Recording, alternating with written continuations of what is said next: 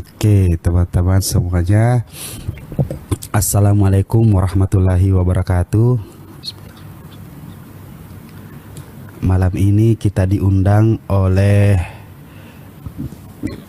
Robert untuk berdiskusi dan saya menawarkan tentang ajaran palsu dan luar biasa Ya harusnya sih yang lain. Sekian, terima kasih. atau dikatakan hidup, dikatakan itu ajaran dan apapun itu semua dari tulisan. Ketika kita membanggakan sesuatu yang tidak pernah kita lihat, tetapi bagaimana kitab ini mengajarkan kepada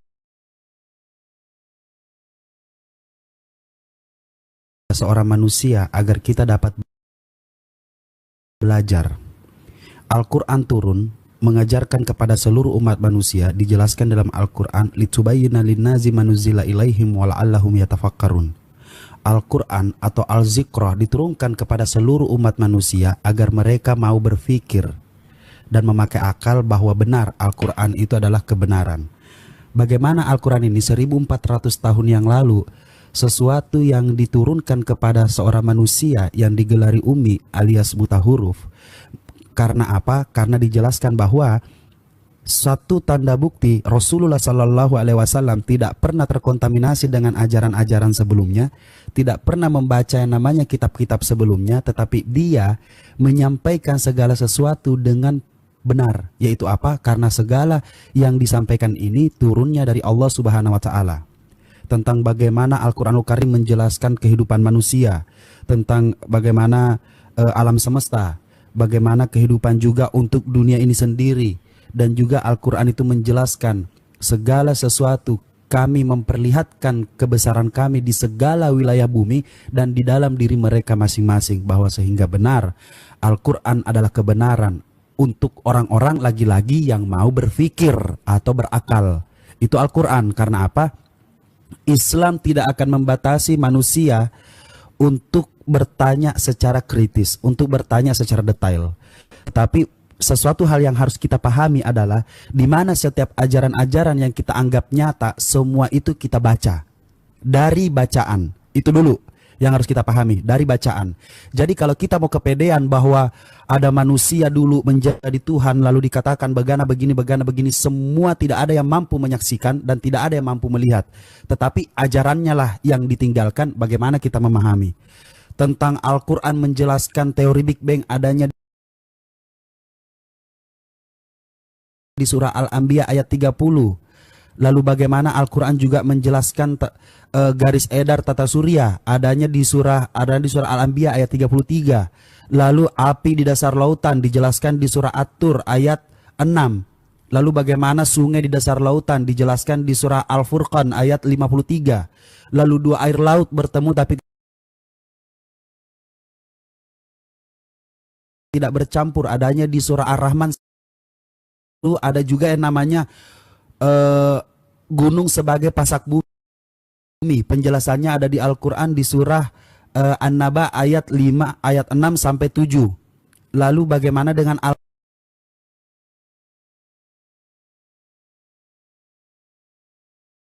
Al-Quran menjelaskan tentang pembentukan awan dan hujan, ada dijelaskan di surah An-Nur ayat 43.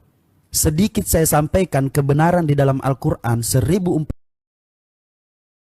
di zaman sekarang mampu membuktikan segala sesuatu yang disampaikan oleh Rasulullah. Terbukti yang namanya ilmu pengetahuan, banyak yang mengatakan Nabi Muhammad SAW mengajarkan ajaran tidak pernah berubah sedikit pun. Mulai dari awal Al-Quran sampai detik ini tidak ada perubahan.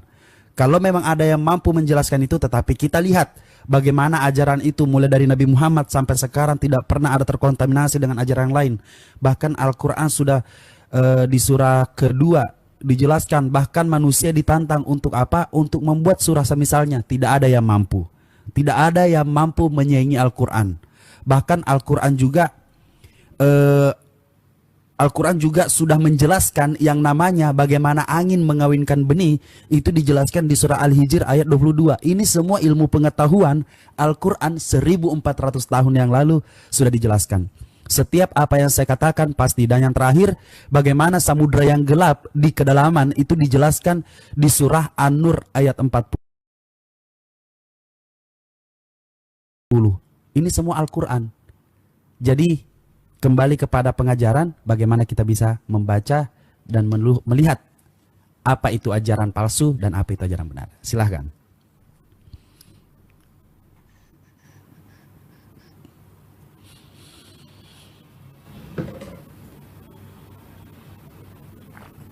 Ya, ini kamu agak sedikit noise, jadi di mute dulu bentar bro, supaya jangan sampai.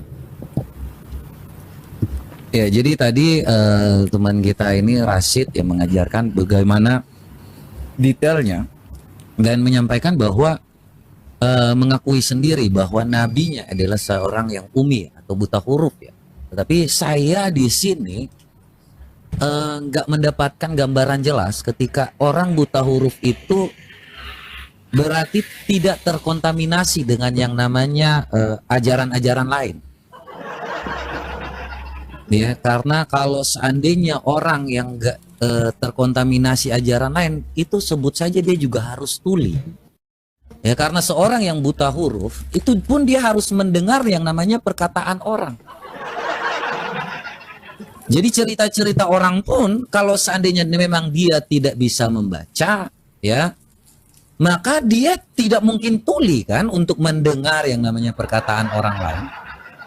Dan itu menjadi penasaran saya karena memang kita berbeda, ya, berbeda pendapat terkait dengan ini ajaran yang palsu dan ajaran yang nyata, ya. Jadi memang tema kita ini tentang ajaran yang palsu. Ya, jadi kalau seandainya ada yang palsu berarti ada yang benar nih. Ada yang nyata.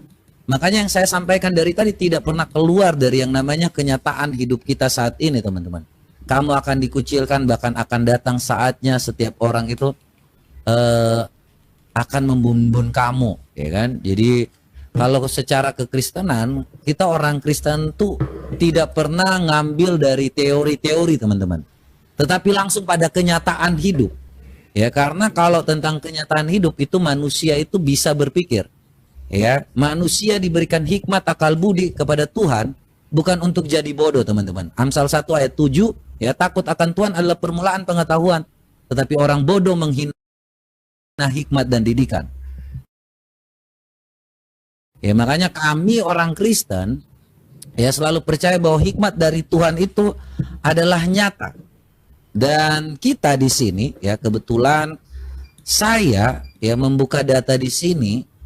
Kalau dikatakan bahwa Muhammad itu adalah buta huruf, saya jadi bingung sendiri karena memang itu adalah salah satu bukti nyata bahwa dia tidak terkontaminasi. Tetapi kalau yang saya baca, Muhammad pernah menulis di sini. Kemudian Muhammad ini apakah memang benar-benar dia adalah seorang yang nyata buta huruf? Tetapi di dalam surah Al-Baqarah, Sahih Bukhari 3920 ya, kita buka teman-teman semua ya, di sini Muhammad menulis. Ya, saya sering memakai dalil ini ketika waktu Muhammad itu mau pergi ke negeri Mekah. Jadi ada orang Quraisy meminta kepada Muhammad untuk menghapus redaksi. Ya. Di sini menulis redaksi istilah ketetapan Rasulullah. Ya, Muhammad kemudian di situ mengajukan, ya. Di sini mereka melakukan protes, teman-teman. Ya, bahwa kau bukanlah Rasulullah, bukan yang diutus oleh Allah yang di negeri Mekah. Ya, jadi di sini teman-teman kemudian Muhammad pun ngomong kepada Ali untuk menghapusnya. Ya, tetapi Ali nggak mau. Kemudian ya, inilah di sini. Rasulullah kemudian mengambil kertas tersebut padahal beliau tidak bisa menulis dengan baik. Dan beliau tulis inilah ketetapan yang diterima Muhammad bin Abdullah. Jadi ini Muhammad ini apakah benar-benar palsu dari Rasulullah? Kenapa ada yang namanya suatu hal yang namanya tidak berani mengakui kalau dia adalah nabi yang benar? Ini suatu hal yang kita lihat di sini dengan nyata dari tempat mereka, Muhammad sendiri yang tidak mau mengakui bahwa si Muhammad ini adalah Rasulullah. Yang menjadi pertanyaan saya, apakah benar di dalam yang namanya di dalam keislaman itu, saya ingin memang memastikan si hari ini, apakah benar Muhammad ini buta huruf atau dia bisa menulis, karena ini antara palsu dan tidak ya. Karena di inilah Muhammad, ketetapan Muhammad bin Abdullah ini ditulis oleh Muhammad sendiri. Ya, menjadi pertanyaan saya sih mudah. Apakah Muhammad buta huruf atau tidak? Ya, supaya jangan jadi kontradiksi antara perkataan satu dengan satu yang lain. Itu aja dulu. Ya, silakan.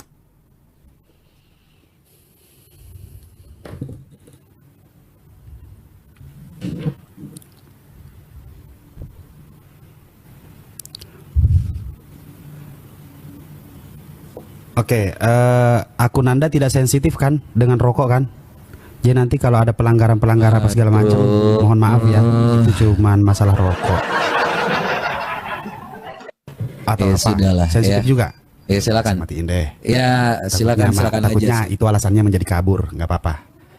Oke, siap. Terima kasih banyak sudah menjelaskan, sudah membacakan dan sudah dijelaskan juga bahwa apa di situ Rasulullah juga mengatakan bahwa sedangkan beliau tidak mampu menulis dengan baik dan benar, kan sudah dijelaskan di situ. Jadi buat apa lagi saya jelaskan? Dia meminta pena, meminta kertas, sedangkan beliau tidak mampu, tetapi beliau berusaha menulis. Beliau berusaha menulis, kan begitu?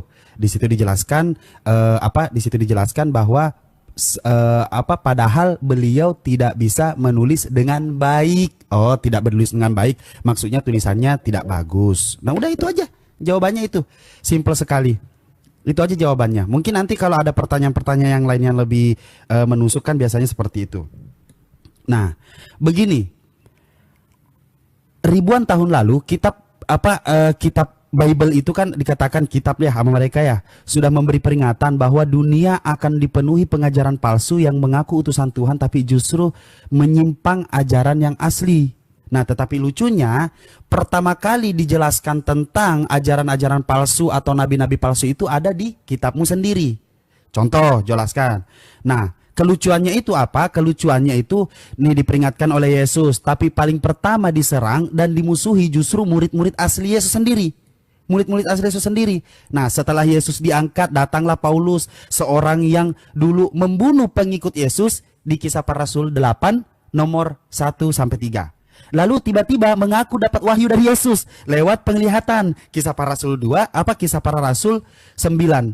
Dan anehnya ajaran Yesus sederhana, sembahlah Allah Esa, Markus 12 ayat 29. Berubah menjadi ajaran apa? Berubah menjadi ajaran Yesus menjadi Tuhan. Gimana caranya Yesus menjadi Tuhan? Lukas 2 nomor 11. Hari ini telah lahir bagimu juru selamat yang diurapi Tuhan di kota Daud. Keluar dari LAI menjadi apa? Hari ini telah lahir bagimu juru selamat, Tuhan, di kota Daud. Modal, anak orang dituhankan.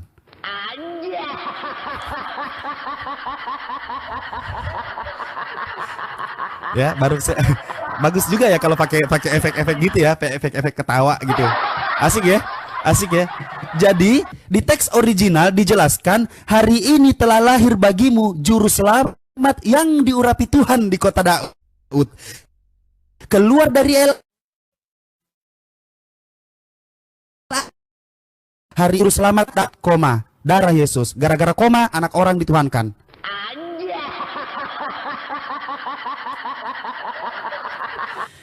Akal sehatnya begini. Kalau memang Yesus adalah Tuhan, kenapa dia sendiri berdoa kepada Bapa? Lukas 6 ayat 12. Terus kalau Yesus adalah Tuhan, kenapa dia berkata Bapakku lebih besar daripadaku? Yohanes 14 nomor 28. Lalu kalau Yesus adalah Tuhan, kenapa di Yohanes 17:3 dia mengaku bahwa Bapaklah satu-satunya? Coba jelaskan semua ini, dicatat. Kalau tadi saya sudah langsung jelaskan bahwa di mana dikatakan di situ, padahal Rasulullah tidak mampu menulis dengan baik. Artinya tulisannya jelek, tapi beliau masih berusaha menulis. Intinya masih ada usaha ingin membuat catatan. Kan gitu, ingin membuat catatan karena dia minta apa? Tetapi yang namanya hadis, Rasulullah mampu membaca, Rasulullah mampu melafalkan ketika Al-Quran turun kepadanya. Yaitu apa? Mujizat Allah yang bisa membuat Rasulullah menjadi orang yang cerdas. Memang orang cerdas dari dulu. Tiba-tiba diwahyukan Al-Quran, makin cerdas. Mujizat itu ada dan nyata. Lalu kenapa dia bisa menulis pada saat dia? Karena dia sudah menjadi nabi. Dan dia harus tetap menulis. Tetapi bagaimana tentang pengajaran yang betul-betul ajaran-ajaran yang sulit untuk dipahami tentang Yesus menjadi Tuhan, lalu datanglah Paulus. Kita lihat siapa yang membawakan. Kalian percaya dengan manusia yang tidak jelas asal-usulnya, ibu bapaknya siapa. Tetapi Rasulullah ada keluarganya, ibu bapaknya alhamdulillah ada. Paulus yang mengajarkan kalian menuhankan Yesus, siapa nama ibunya? Tepuk tangan buat Tuhan.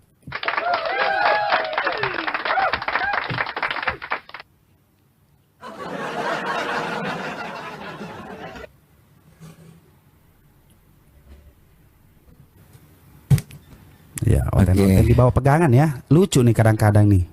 Buzzernya Roberto pada nyebrang nih. Padahal nggak diundang di sini. Darah Yesus. Lanjut.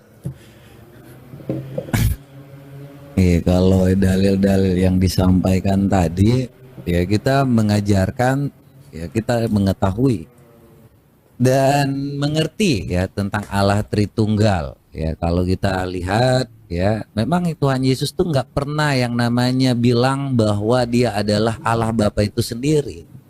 Ya karena tadi sudah jelas yang saya sampaikan sejak awal bahwa Tuhan Yesus tuh datang dari surga.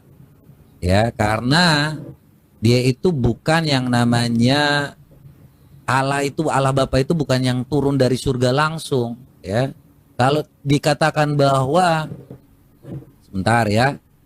Ini ada suara dari surga mengatakan bahwa inilah anak yang kukasihi, kepadanya aku berkenan. Ya memang jelas di situ ya bahwa kami mengimani Bapa sebagai tujuan kami, Yesus sebagai jalan kami, dan Roh Kudus adalah penuntun kami. Ya sama seperti diri manusia juga bahwa manusia itu mempunyai yang namanya tubuh, jiwa dan roh, dan hakikat Allah adalah Allah. Nih ya, kalau Tuhan Yesus jelas, aku telah turun dari surga bukan untuk melakukan kehendakku, tetapi untuk melakukan kehendak Dia yang telah mengutus aku.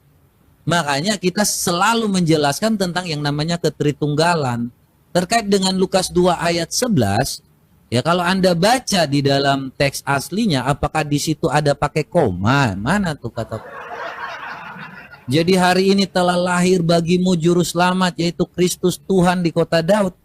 Coba Anda buka bahasa aslinya, kalau bahasa Ibrani itu komanya yang mana? Nah, jadi supaya bisa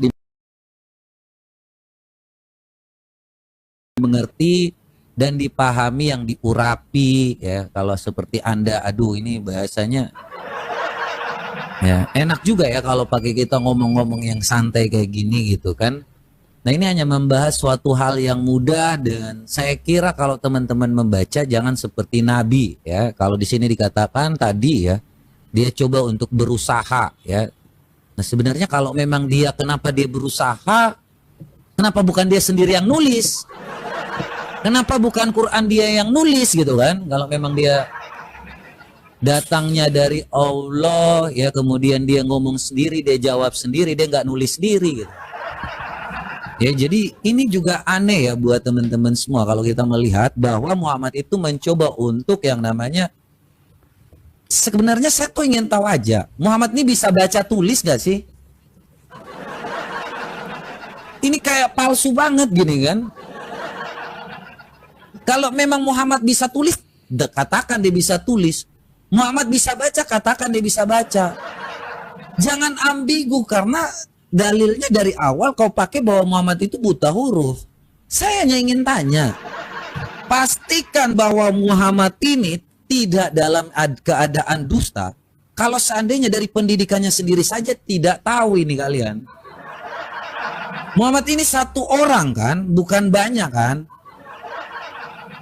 Ya, pastikan dulu Muhammad ini, jangan jawabnya seperti itu dong. Yang saya mau kepastian teman-teman ini mengenal Muhammad, benar dia bisa baca atau dia buta huruf. Ya, Paulus ini kalau kita nyinggung-nyinggung tentang Paulus, perbandingan tadi Anda sempat singgung tentang Paulus gitu kan. Paulus ini dikenal dengan sebagai orang Yahudi, ya. Itu Paulus itu bukan orang sembarang. Paulus itu mengajar. Saya udah pernah bilang ketika diskusi dengan si Yusuf P. Paulus itu ngajar di tempat kuliah, ya di Tertanus di situ. Ya, di mana? Tertanus, terpisau-pisau gitu. Jadi dia tuh seperti seorang dosen, Tiranus, Tertanus lagi, Tiranus ya. Jadi karena agak dengan Tarsus jadi seperti itu teman-teman. Tapi Paulus itu bukanlah orang yang belajar untuk supaya kita itu jadi bodoh, ya. Paulus ini sebentar, Rasid, jangan ketawa dong. Kita lagi narasi, kau mute dulu. Nggak menghormati nih. Nanti ku sikat kau ini bener-bener. Kalau aku masih slow, jangan mengumpan. Jadi kalau yang Paulus katakan ini, ya, Paulus tidak pernah bertentangan dengan yang namanya kekristenan. Ya, ini sedikit aja.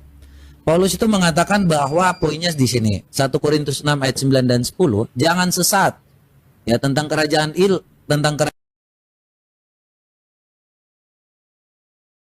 Allah itu jangan seperti orang cabul dan penyembah berhala dan tukang zina. Ya, ini makanya mereka membenci Paulus nih di sini, teman-teman. 1 Korintus 6 ayat 9 dan 10. Dan mungkin teman-teman pastikan dulu ya, saya kalau diskusi saya fokus ya. Pastikan dulu Muhammad itu buta huruf atau tidak ya. Karena saya nggak mendengar jawaban pasti ini. Silakan. Oh, sudah.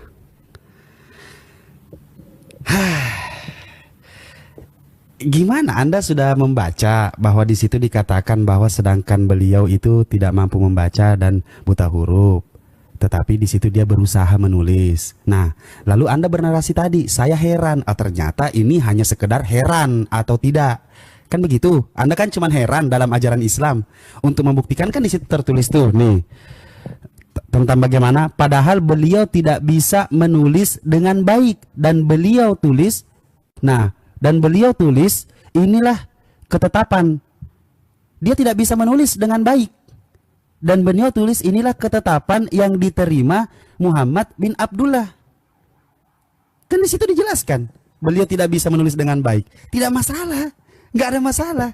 Masa gara-gara beliau tidak mampu menulis dengan baik pada saat dia sudah menjadi Rasul, ini kan dia sudah menjadi Rasul. Yang dikatakan buta huruf kan sebelum. Kan begitu. Sebelum. Nah, sekarang ketika dituliskan kayak begini, dituliskan juga bahwa apa? Beliau tidak mampu berlaku. Ini cuma keheranan Anda. Anda keheranan. Nah, makanya saya bilang coba cari dalil lain untuk mengatakan bahwa Islam itu ajaran palsu. Nah, tadi saya sudah bernarasi. Lalu Anda menjelaskan tentang apa? Tentang bagaimana bagaimana Allah Tritunggal, apa segala macam. Coba pelan-pelan jelaskan. Tritunggal itu dari mana sih? Ada nggak sih tertulis Kristen itu? Ada nggak sih ucapan Yesus keluar agama Kristen? Atau enggak agama yang dibawa Yesus namanya Kristen? Ada nggak sih Yesus mengajarkan pakai sendal ke gereja? Atau enggak nyanyi-nyanyi? Atau apapun itu gitu loh. Ada nggak ajaran-ajaran itu? Nah, itu yang harusnya dijelaskan. Kalau cuma terfokus kepada Rasulullah buta huruf atau tidak, bukan tentang Rasulullahnya, tetapi apa yang dia bawakan, apa yang dia ajarkan. Begitupun juga dengan ajaran kalian, apa yang dibawakan, apa yang diajarkan. Begitu kita masih memahami mana ajaran palsu, mana ajaran yang benar. Bukan tentang bisa menulis atau tidak. Sekarang Al-Quran sudah fix. Dzalikal kitabu la raiba fihi muttaqim alladzina yu'minuna bil ghaibi wa yuqimunas shalah wa mimma razaqnahum yunfikun. Memang tidak ada yang namanya Al-Qur'an diperintahkan untuk dituliskan, tidak ada.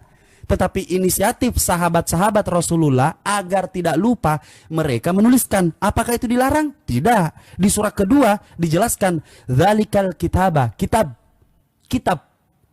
Tidak ada keraguan-raguan di dalam kitab ini. Sudah dijelaskan. Tidak ada keraguan. Artinya apa? Artinya suatu saat nanti Al-Quran akan menjadi kitab. Seperti itu. Jadi jangan terfokus tentang Nabi Muhammad apa segala macam. Nabi Muhammad itu ada di surah Al-Ahzab ayat 50. Nabi Muhammad bukanlah seorang bapak di antara kalian, bukan seorang ayah bagi kalian. Maka jangan pernah mempertanyakan tentang seperti apa Nabi Muhammad, karena Nabi Muhammad itu adalah utusan Allah. Segala apa yang dia lakukan itu atas kehendak Allah Subhanahu wa taala. Begitu. Itu Nabi Muhammad. Jangan fokus kepada Nabi Muhammadnya, tapi fokus kepada apa yang dia bawa. Paulus apa yang dia bawa, Yesus apa yang dia bawa. Aku adalah jalan kebenaran dan hidup. Nah, ternyata Yesus mengambil jalan apa kata Paulus? Yesus mengambil jalan yang terkutuk. Galatia 3:13. Lalu kamu menjelaskan tentang apa? Allah Tritunggal itu dari mana?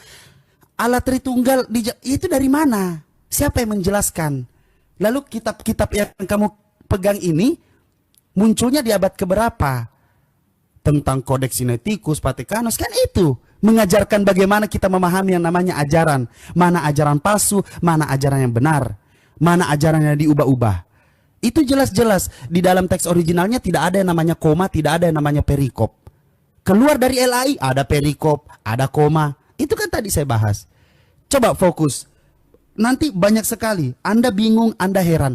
Anda bingung dengan Nabi Muhammad tidak mampu apa? Dia buta huruf, tetapi dia mencoba untuk menulis. Nabi Muhammad buta huruf, tapi dia mencoba untuk menulis. Roberto heran. Tapi ada yang namanya Paulus, ngebun-bun semua murid-murid Yesus, habis itu dia ngaku dia diutus, tapi nggak jelas asal-usulnya siapa emak bapaknya, kalian percaya dan kalian tidak heran. Coba gimana nih? Coba jelaskan. Logikalnya di mana ini? Silahkan ditanggapi. Oke, ya. Jadi ini tentang ketritunggalan ya tadi yang ditanyakan, kemudian juga tentang Paulus ya. Oke. Ya, jadi kalau tentang Tritunggal ya memang tidak ada penyebutan satu, yaitu konsep manusia aja ya. Konsep Tritunggal itu dibuatan oleh manusia, konsep itu buatan manusia. Ya, makanya kita menyembah Bapa, Putra dan Roh Kudus. Sama seperti kalau kita tanya ke mereka kata tauhid juga ya. Itu juga nggak ada dalam Quran. Jadi kita nggak perlu membalas hal-hal seperti itu, tetapi kita langsung sampaikan kepada yang namanya Yohanes 1 ayat 2 ya sampai 14 ini ya. Pada mulanya adalah firman, firman itu bersama-sama dengan Allah dan firman itu adalah Allah. Ia pada mulanya bersama-sama dengan Allah.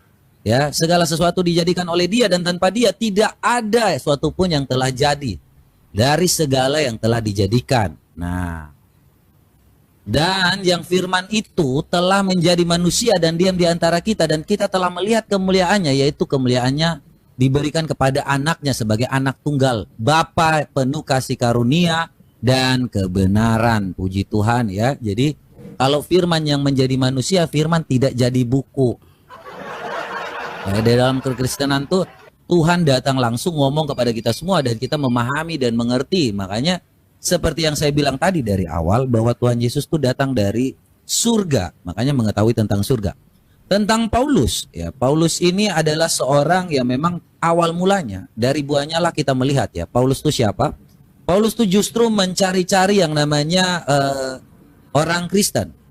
Tetapi kalau kita melihat bahwa kenapa Paulus itu yang dipilih, karena memang pilihan Tuhan itu nyata teman-teman. Siapapun kalau memang dia merasa bahwa Tuhan memilih dia, teman-teman semua, kita nggak perlu heran. Tetapi dari buahnya lah kita melihat. Makanya Paulus itu tidak pernah yang namanya bertentangan dengan ajaran Tritunggal, ajaran Yesus Kristus. Dia menyatakan Yesus Kristus adalah Tuhan dan Juru Selamat. Ya, Paulus orang cerdas. Paulus itu bukan orang bodoh.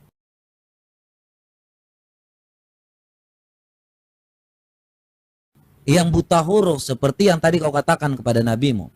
Ya, kenapa saya tendensiusnya percaya bahwa Muhammad ini bisa baca, bisa tulis, bisa baca, bisa tulis.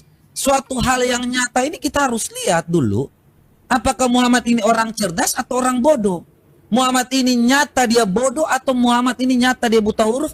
Atau dia ngerti dengan kitab orang lain karena dia tidak tuli. Kalau seandainya dia berdusta, ya makanya Muhammad ini, kita tentang yang palsu ini teman-teman semua.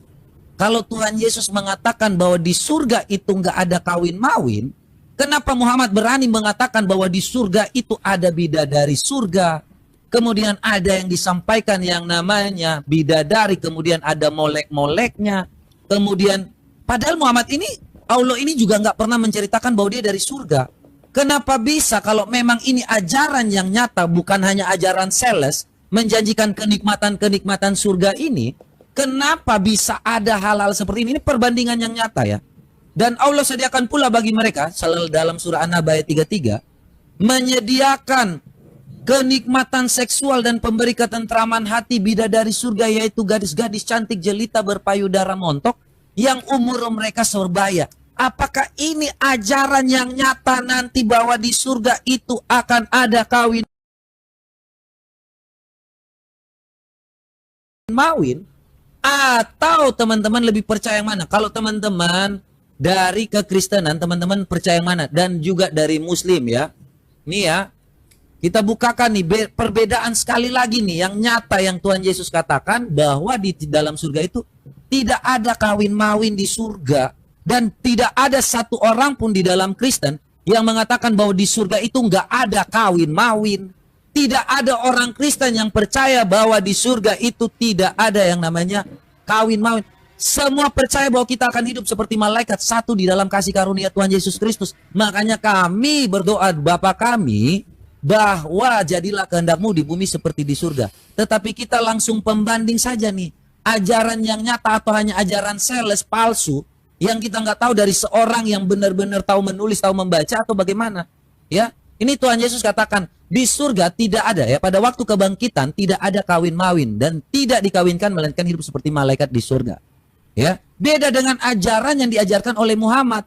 Wa kawaiba atraban, dan gadis-gadis montok yang sebaya, yang tafsirnya dan Allah sediakan pula bagi mereka sebagai kenikmatan seksual dan pemberi ketentraman hati bidadari surga, yaitu gadis-gadis cantik jelita berpayudara montok. Pertanyaan saya, apakah di surga itu akan ada hamil lagi, akan ada anak lagi, Rashid? Ya, ini saya ingin tahu nih.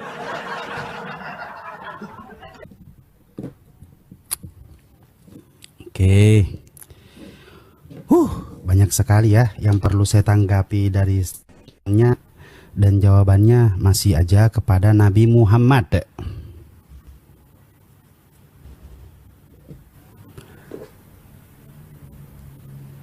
Yap, saya langsung tanggapi.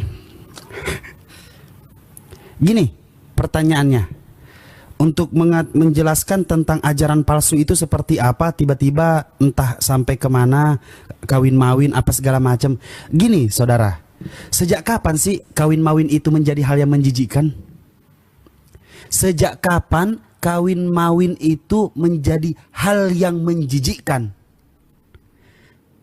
Sejak ada manusia 2000 tahun yang lalu menjadi Tuhan. Itu awalnya. Karena ada Tuhan yang menunjukkan bahwa Tuhan ini katanya manusia sempurna tapi tidak memiliki yang namanya perempuan, entah ambigu. Ini laki-laki ini sempurna apa impoten? Karena tidak memiliki keturunan. Janganpun Tuhan, semua, baik murid-muridnya, baik Paulus in the gang, baik Matius, Markus, Lukas, Yohanes yang menyaksikan Yesus di Tuhan manusia ini disalibkan, yang menusuk perut Tuhan, meludahi, menggampar, lalu memaku Tuhan, itu semua impoten. Karena tidak ada satupun manusia sampai detik ini yang mengatakan nenek moyang saya lah yang pernah menyaksikan Tuhan disalibkan. Nenek moyang saya lah yang pernah menyaksikan bahwa Tuhan ini dipaku. Nenek moyang saya lah yang meludahi Tuhan. Itu tidak ada sampai detik ini. Tidak ada. Lalu dikatakan bahwa Tritunggal itu konsep manusia, sama dengan Tauhid. Tauhid itu ketika dikatakan laisa kamitslihi syai'un, Allah tidak menyerupai apapun. Kenapa Allah tidak menyerupai apapun? Karena dia maha suci, maha tinggi, maha goib, maha perkasa, maha kuasa. Kenapa bisa seperti itu, Rashid? Coba aja buktikan. Apakah ada yang mampu mengalahkan kemahaperkasaannya Tuhan saya? Tuhan Islam ada. Tidak ada yang mampu menyentuh. Tidak ada yang mampu menyentuh. Tidak ada yang, siapa yang mau mengukur? Tetapi kita lihat Tuhan yang disalibkan, Tuhan yang dibantai di tiang salib, Tuhan yang di ini. Di mana kekuasaannya atau keperkasaannya? Kan begitu. Banyak sekali. Lalu dikatakan tadi konsep Tritunggal itu pada mulanya adalah firman. Pada mulanya adalah firman, firman bersama-sama dengan Allah dan firman adalah Allah. Jadi pertama-tama itu adalah firman. Lalu firman ini bersama dengan Allah. Lalu dikatakan firman ini adalah Allah. Yohanes 1:14, firman itu telah menjadi apa? Manusia. Di mana dikatakan firman itu telah menjadi Yesus? Tidak ada. Tidak ada satupun dikatakan. Firman itu telah menjadi manusia. Oh, itu Yesus, pokoknya Yesus, intinya Yesus. Karena adanya Yesus, maka apa? Maka dikatakan bahwa yang menjadi hal-hal menjijikkan sejak manusia menjadi Tuhan, yaitu apa? Kawin-mawin. Padahal yang dikatakan siap sedialah perkawinan anak domba, bla bla bla. Oh, itu kalimat alegoris. Si paling tiba-tiba kalimat alegoris. Lalu dikatakan agama sales. Buktikan saya satu di dunia ini, di Indonesia ini. Buktikan saya satu pun di Indonesia ini ada Islam yang ngetok-ngetok pintu orang Kristen lalu menyampaikan auzubillahi minasyaitonirrajim, bismillahirrahmanirrahim, assalamualaikum warahmatullahi wabarakatuh, alhamdulillahirabbil alamin, assalatu wassalamu ala asyrofil anbiya'i wal mursalin sayyidina Muhammad wa ala alihi washabihi ajmain, amma ba'd. Tidak ada, Bung. Tetapi Anda mengatakan agama sales, maka saya perkenalkan kepada seluruh penonton Anda dengan penonton saya yang 400 ini, jelaskan apa yang namanya misionaris. Apa gunanya misionaris kalau bukan sales? Apa? Yang masuk ke rumah orang, ketok-ketok pintu, yang viral di media sosial, di YouTube, menginjili orang-orang. Protestan masuk Katolik dibilang murtad. Orang Protestan datang ke rumah orang Katolik, diajak ke Protestan. Darah Yesus, tepuk tangan buat Tuhan. Lalu Anda mengatakan agama sales.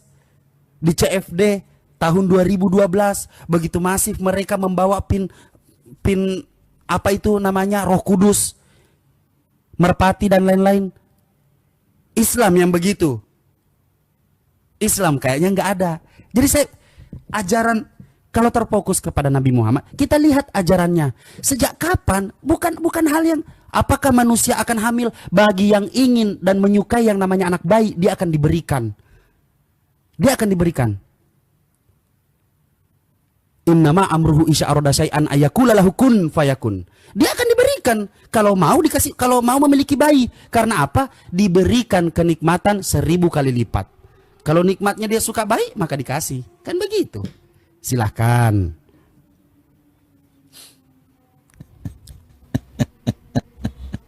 Ini bagus ini ya. Kalau suka bayi langsung dapat aja ini ya. Saya sampai nggak merasa bahwa.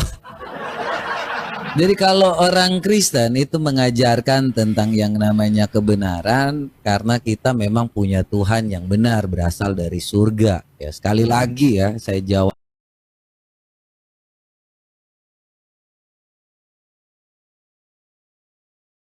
dulu ya, malaikat sendiri mengakui.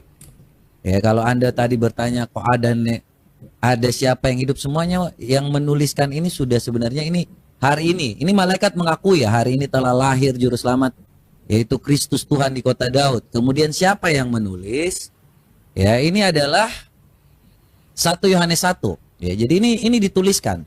Apa yang telah sejak semula yang telah kami dengar, yang telah kami lihat dengan mata kami, dengan yang telah kami saksikan dan yang telah kami raba dengan tangan kami tentang firman yang hidup, itulah yang kami tuliskan kepadamu. Jadi ini para rasul yang menuliskan ini karena mereka melihat langsung, mengalami langsung apa perbuatan nyata, apa yang Tuhan Yesus lakukan, kemudian apapun yang disampaikan oleh Tuhan Yesus, mereka sampaikan kemudian tuliskan. Jadi ada saksi-saksinya, ada orang-orang yang melihatnya, kemudian ada orang yang mengetahuinya, ya, melalui penyidikan dulu. Nggak langsung tiba-tiba turun-turun ayat aja. Ya. Jadi segala sesuatu seperti yang dikatakan ini makanya tadi dibilang sales, ya. Kalau orang Kristen pergi ke rumah orang-orang yang mungkin, ya, itu kabar keselamatan. Tetapi tidak menjanjikan yang namanya, ya, ini tidak menjanjikan yang namanya sales surga, boy. Yang nanti lu dapat, Pak, kami datang ke sini untuk menyampaikan kalau you ikut yang namanya Islam, nanti di surga lu pengen apapun dikasih. Lu nanti kalau mau dapat bidadari yang montok-montok, lu dapat dikasih. Tetapi tentang keselamatan, hidup yang kekal itu yang Tuhan berikan karena itu amanat agung. Dan kita sampaikan juga Yohanes 3 ayat 17 ya, 16-17. Ini teman-teman semua yang sampaikan ini karena kebenaran.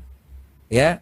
Sebab Allah mengutus anaknya ke dalam dunia bukan untuk menghakimi dunia, tetapi untuk menyelamatkan. Ini kabar keselamatan. Barang siapa yang percaya kepadanya, ia tidak akan dihukum. Barang siapa yang tidak percaya, ia telah berada di bawah hukuman. Sebab ia tidak percaya dalam nama anak tunggal Allah. Jadi bukan menjanjikan sales surga seperti ini. Bukan menjanjikan suatu hal yang namanya surga-surga. Nanti di surga kau kawin, bapak kau kawin, nenek kau kawin. Semuanya kawin. Tidak pernah di dalam kekristenan mengajarkan suatu hal yang namanya kawin.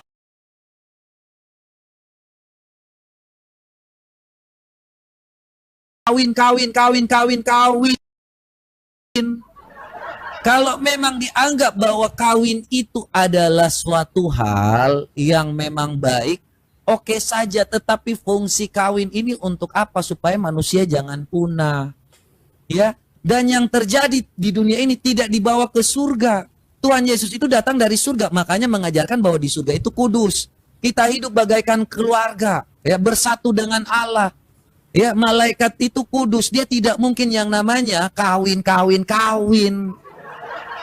Jadi kalau orang Kristen dikatakan bagaimana mengetuk pintu hati mereka untuk kami sampaikan kebenaran. You mau nggak percaya nggak?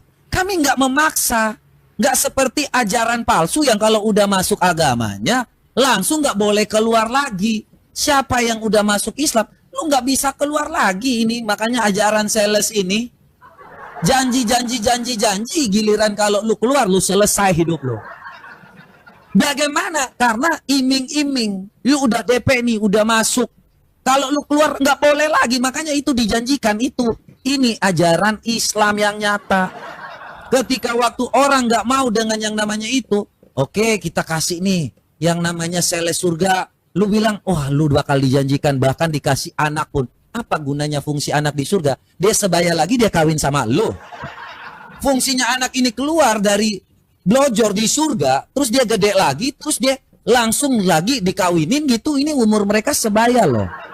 Apakah dia langsung gede? Nah, kalau seandainya ada nih, apakah dia langsung sebaya juga? Atau dia masih yang nete? Gimana? Karena ini di surga, semua orang itu sudah sebaya umurnya. Makanya saya mau pengen tahu nih, ajaran kalian ini apakah anak ini ketika waktu di surga dilahirkan, dia langsung gede atau gimana? Rashid, silakan. Yang simpel-simpel aja saya kalau bertanya.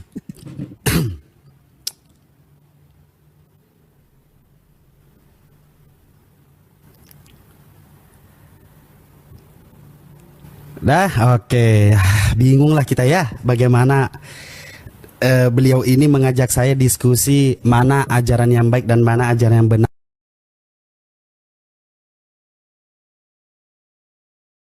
Mau bercocokologi atau beranalogi seperti itu,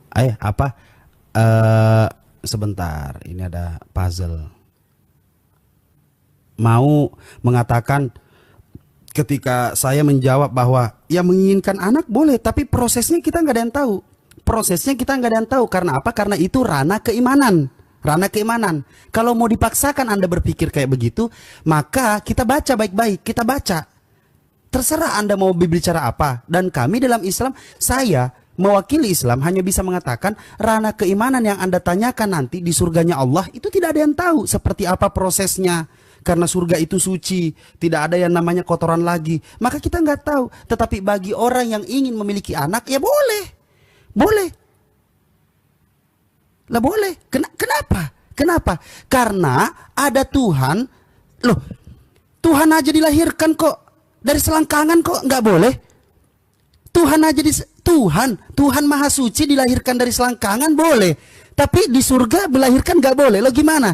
Lantas Tuhan, marilah kita bersukacita dan bersorak-sorai dan memuliakan Dia karena hari perkawinan apa nih?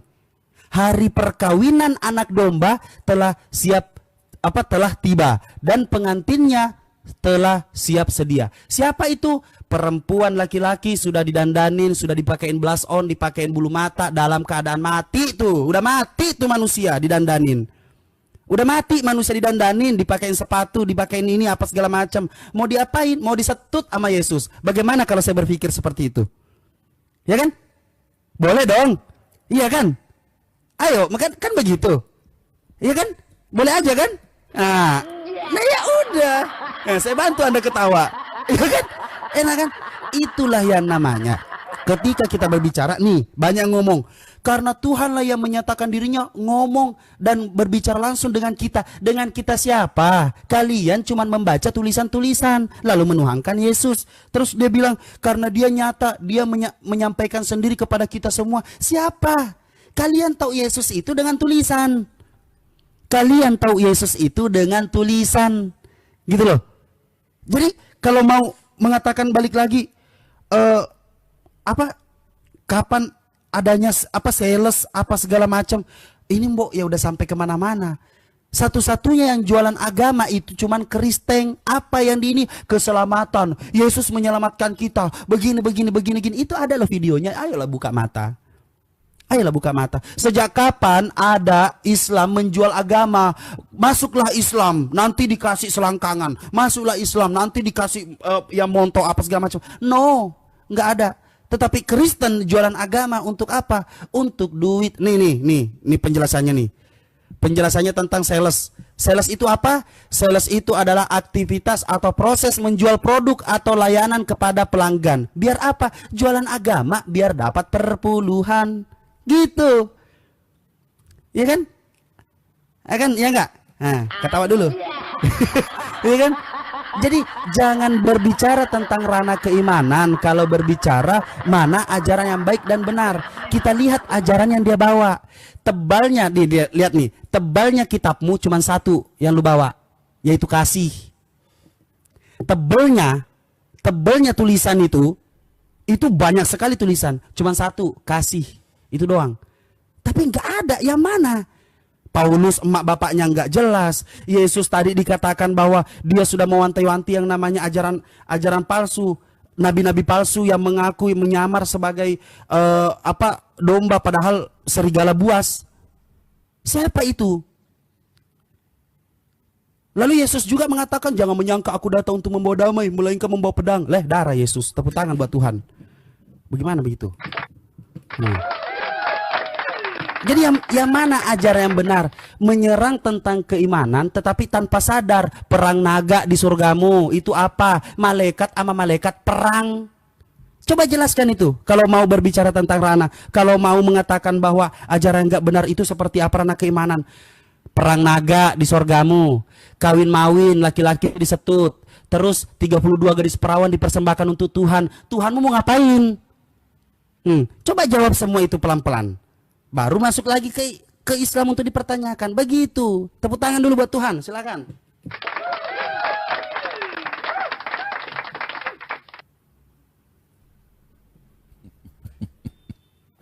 Oke, ya. Ini kita ketawa aja teman-teman ya. Mereka berpikir dengan makna perkawinan anak domba itu, ya. Itu berarti kita juga kawin mawin. Itu kemungkinan besar si Muhammad ini juga baca salah ini. Ini yang makanya menjadi kecurigaan saya bahwa Muhammad ini membaca Alkitab juga nggak benar. Makanya dipikir dia nggak ngerti nih arti alegoris, arti makna perumpamaan. Makanya dipikir di dalam Al-Quran itu terdapat yang namanya kawin mawin. Akhirnya di sini kita tahu bahwa oh, ternyata mereka ini nggak punya pengetahuan sama seperti nabinya bahwa berpikir di surga itu nanti kita juga akan ada kawin-mawin.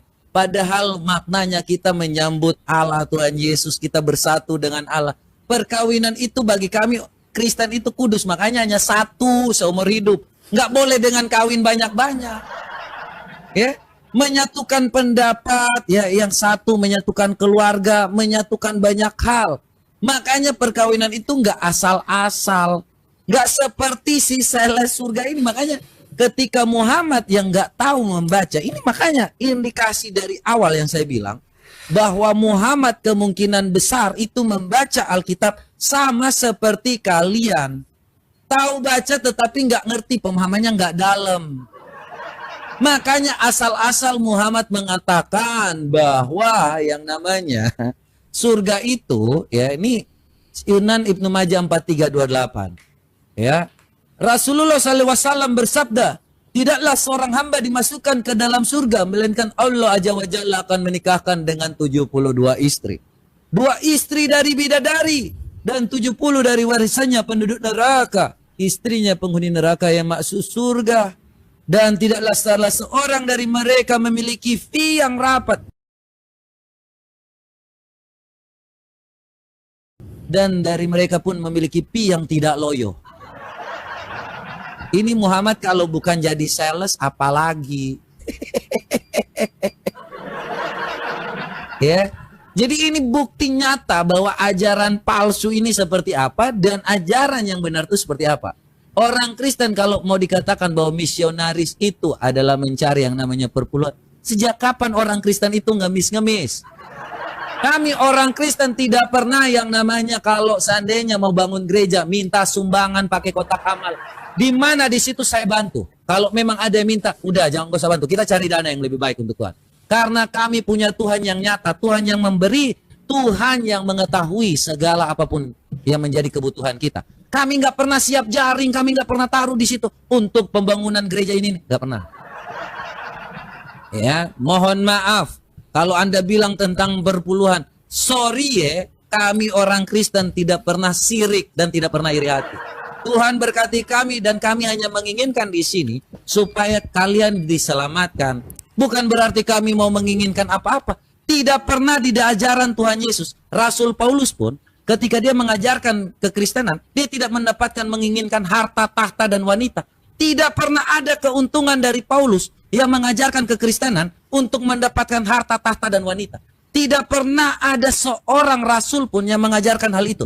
Tetapi Muhammad mengajarkan tentang yang namanya Islam, mendapatkan yang namanya harta rampasan, wanita rampasan. Semuanya itu Muhammad sampaikan. Dapat ada, jelas ada. Muhammad itu mengajarkan Islam mendapatkan harta, tahta sebagai nabi, rasul yang paling tinggi. Wanita banyak pula, kalau seandainya teman-teman silahkan baca saja. Makanya kalau Anda menyinggung tentang orang Kristen yang mau mengajarkan kekristenan, kami hanya sampaikan suatu hal yang namanya kebenaran yang hidup. Firman yang hidup. Kami mengasihi saudara-saudara semua, baik muslim maupun siapapun itu. Kembalilah ke jalan yang benar. Sebab Tuhan yang nyata mengajarkan suatu hal yang absolut tentang kebenaran firman Tuhan, dan itu berasal dari surga. Firman Tuhan yang dari surga, hidup yang nyata, bukan menjanjikan kawin-kawin di surga. Kami orang Kristen tidak pernah mengajarkan untuk mencari yang namanya harta. Tetapi Tuhan memberikan kita hikmat, akal budi, kebijaksanaan untuk berpikir mencari sendiri, bukan dengan menjual Tuhan. Sorry ya, kami katakan itu. Jadi jangan kau berpikir bahwa kami untuk mencari yang namanya perpuluhan. Kami ada di sini. Saya adalah seorang profesi, ya, profesi praktisi hukum. Tetapi saya tidak mengajar itu. Karena hanya Tuhanlah yang mengajarkan kepada saya tentang kebenaran itu. Sorry ya.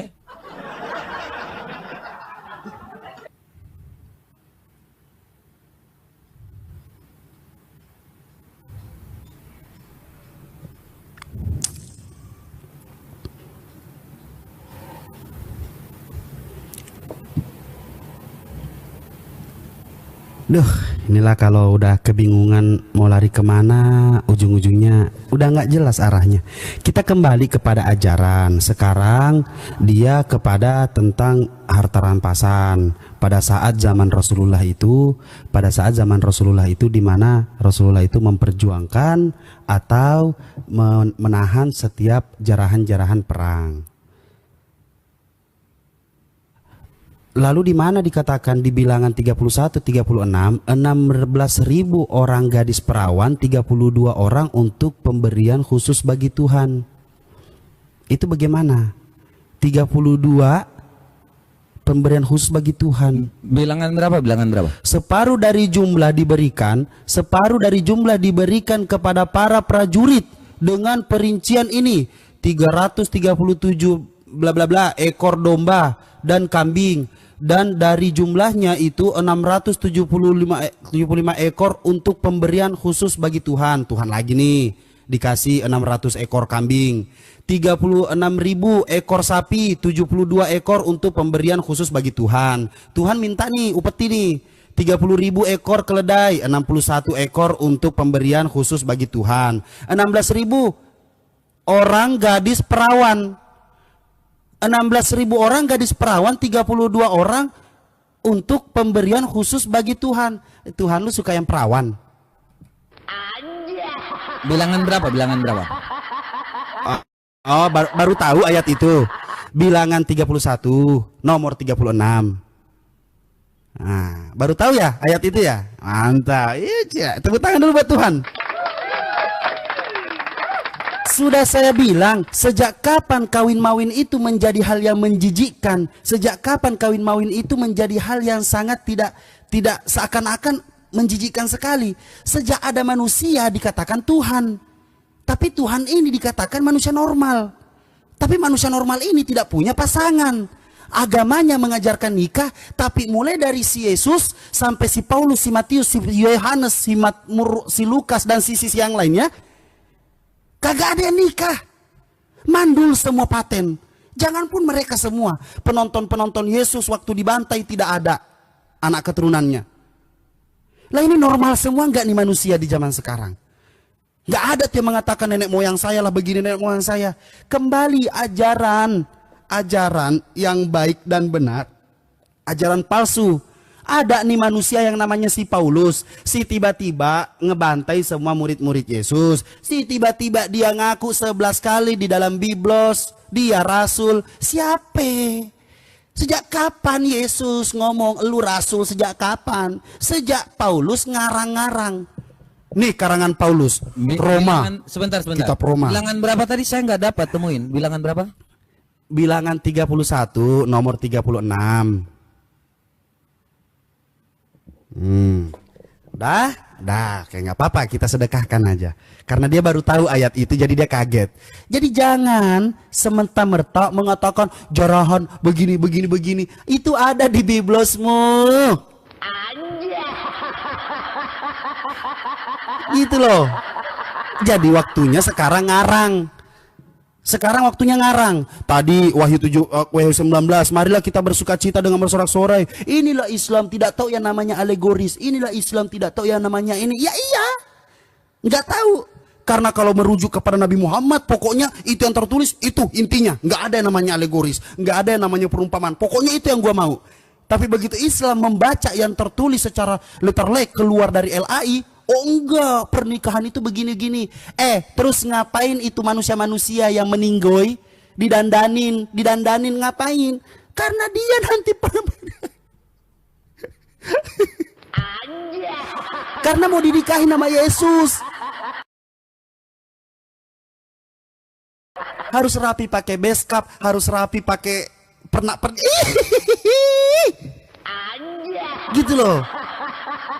Kita lihat Nabi Muhammad SAW mengajarkan ajaran sampai detik ini tidak ada yang namanya perubahan. Ajarannya kalau mau fokus kepada satu ajaran 32 gadis per apa 72 bidadari apa segala macam. Why not? Kenapa? Kenapa nggak boleh? Kok nggak boleh? Itu kan surga kami. Nah, kenapa Anda mengatakan bahwa itu adalah hal yang tidak baik? Ya itu menurut Anda. Tapi tuh peperangan di sorga, malaikat lawan malaikat. Silakan dijelaskan semuanya itu. Lanjut. Para Yesus. Ya, di mute dulu supaya saya juga ngomong nggak ini ya. Oke. Iya. Oh, Edis kemarin sudah saya bubukin ya teman-teman Kristen ya. Ya, Saya disuruh thank you ya buat Lanjut. teman-teman semua. Saya ini mengenai jarahan ya.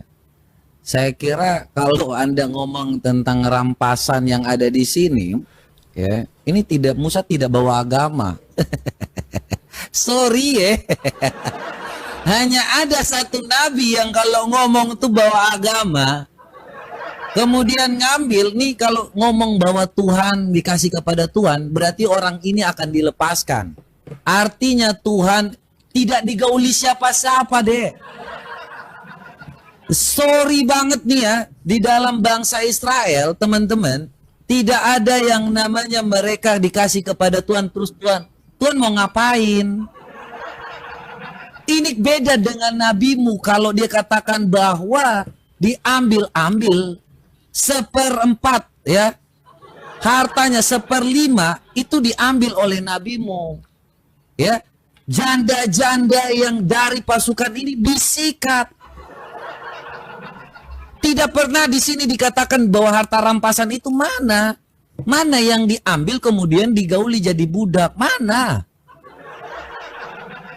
ya, mana di sini saya tanya yang kemudian jadi rampasan mereka itu kemudian hanya untuk satu nabi kepada Musa, hanya untuk 20% kepada Musa.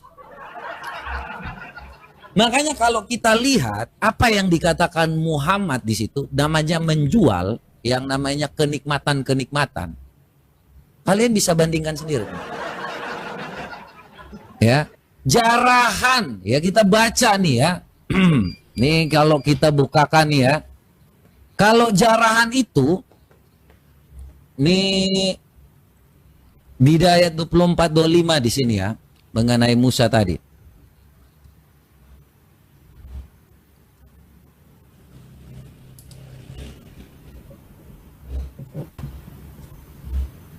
Mana sih kok gak kelihatan? Duh.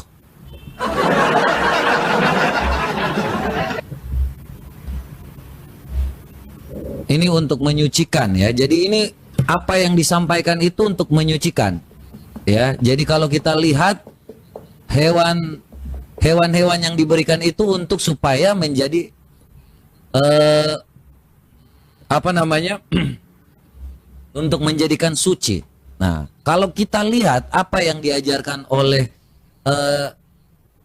tadi yang dikatakan Rashid, tidak pernah ada nih. Saya terus membaca sampai sekarang. Mana ada yang diberikan kepada Musa? Ini semua diberikan kepada Allah supaya dijadikan sebagai jarahan yang suci. Dan memang dari inilah ya, semua inilah kembali kepada Tuhan dan mereka itu dibebaskan mengenai jarahan. Jadi kalau tentang, saya nggak melihat nih bahwa ada perkawinan. Nggak ada ini sama sekali, beda dengan nabinya nih.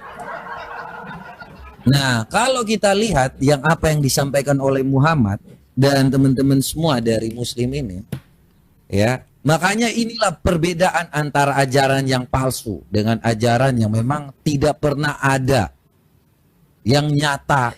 Inilah ajaran palsu, teman-teman. Buka Sahih Bukhari 2983. Jibril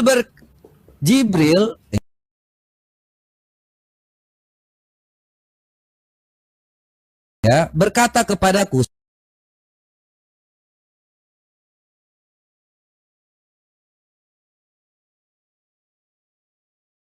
siapa yang meninggal dunia dari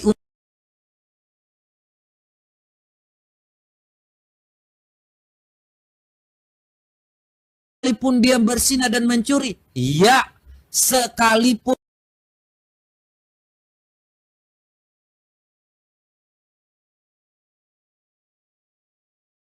dia,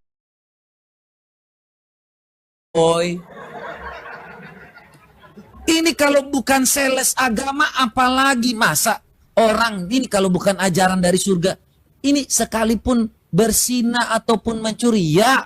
Jibril menjawab, ya, sekalipun dia berbuat dosa itu. Yang penting apa? Yang penting apa? Jangan keluar dari Islam. Segala sesuatu lu mau buat, buat aja. Jadi kalau kita ngomong tentang hal yang namanya seperti ini, poinnya apa teman-teman? Apakah ini dari Muhammad, ini ajaran yang benar?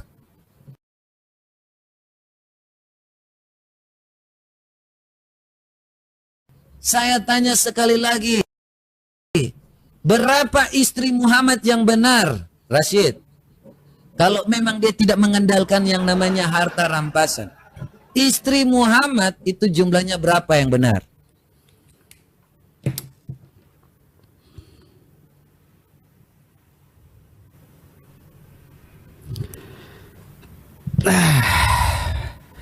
Bridgingnya kemana? Pertanyaannya gimana? Jadi udah bingung sebenarnya ini untuk membela agama. Tapi satu yang saya tertarik itu ketika Anda menjawab pertanyaan saya, kalau Rasulullah itu oke, di mana diriwayatkan dikatakan bahwa istri beliau itu adalah 11 istri beliau, dan sampai wafat beliau memiliki hanya satu istri saja, yaitu Bunda Aisyah radhiyallahu anha. Dan wanita yang paling dia cintai yang namanya Siti Khadijah, karena dia kembali lagi dia adalah seorang rasul. Setiap apa yang dia lakukan itu adalah perintah Allah Subhanahu wa taala. Untuk apa? Untuk mengajarkan bagaimana seorang manusia berlaku adil. Setiap apa yang dilakukan oleh Rasulullah itu ada hikmah di balik itu untuk bagaimana kita mempelajari setiap perilakunya. Begitu. Nah, tapi ada yang lucu. Ketika dia membawakan tentang bagaimana bilangan ini, dia mengatakan ini ajaran tidak membawa agama. Hates! Hates! Sejak kapan Yesus bawa agama, Bung? Diam langsung dia. Sejak kapan Yesus bawa agama? Jadi dari tadi kita berbicara bagaimana saya membridging satu, pada akhirnya Anda mengatakan dan menyinggung ajaran ini tidak membawa agama. Maka pertanyaan saya, sejak kapan Yesus bawa agama? Dan agamamu siapa yang membuat?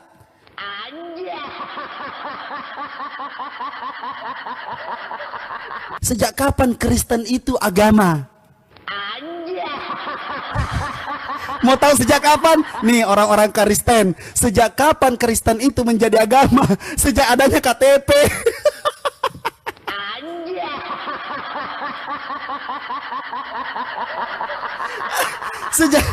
Sejak adanya KTP. Baru sejak kapan Yesus membawa agama? Kan begitu dikatakan. Betul kan? Betul. Jadi gak ada. Dari tadi mana ajaran yang benar apa segala macam membawa agama. Kami beragama, yaitu agama Islam. Nah, mengajarkan agama Islam banyak ajarannya. Al-Quran setebal ini ajarannya banyak. Menyempurnakan ajaran kasih, mengajarkan tata pernikahan, bagaimana bertetangga, bagaimana mengurus anak, bagaimana berkeluarga, bagaimana banyak sekali. Bagaimana senyum sapa, bagaimana kita mengenal Allah, bagaimana kita diperkenalkan tentang tauhid, bagaimana kita diperkenalkan tentang kebesaran Allah, bagaimana kita banyak sekali. Banyak. Tetapi kalau dikatakan tadi Nabi Muhammad, walaupun kamu melakukan begini tetap masuk surga. Eits, ingat, penebusan dosa itu yang ditebus itu apa aja? Penebusan dosa itu yang ditebus apa aja? Orang Kristen yang ditebus ini apa aja? Gitu loh.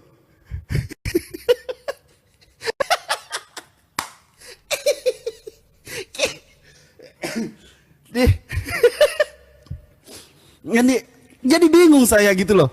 Dikatakan bahwa walaupun ini, walaupun itu, walaupun ini, walaupun itu, Yesus datang karena kasih karunia Allah Bapa telah menghapuskan bagi siapa yang percaya dengan dia dengan penuh keroh kudusan, atau apalah itu bahasanya, dengan penuh Roh Kudus, percaya bahwa Yesus ada Tuhan yang diturunkan oleh Allah Bapa karena kasih karunia-Nya. Lalu orang-orang seperti apa yang diselamatkan oleh Yesus?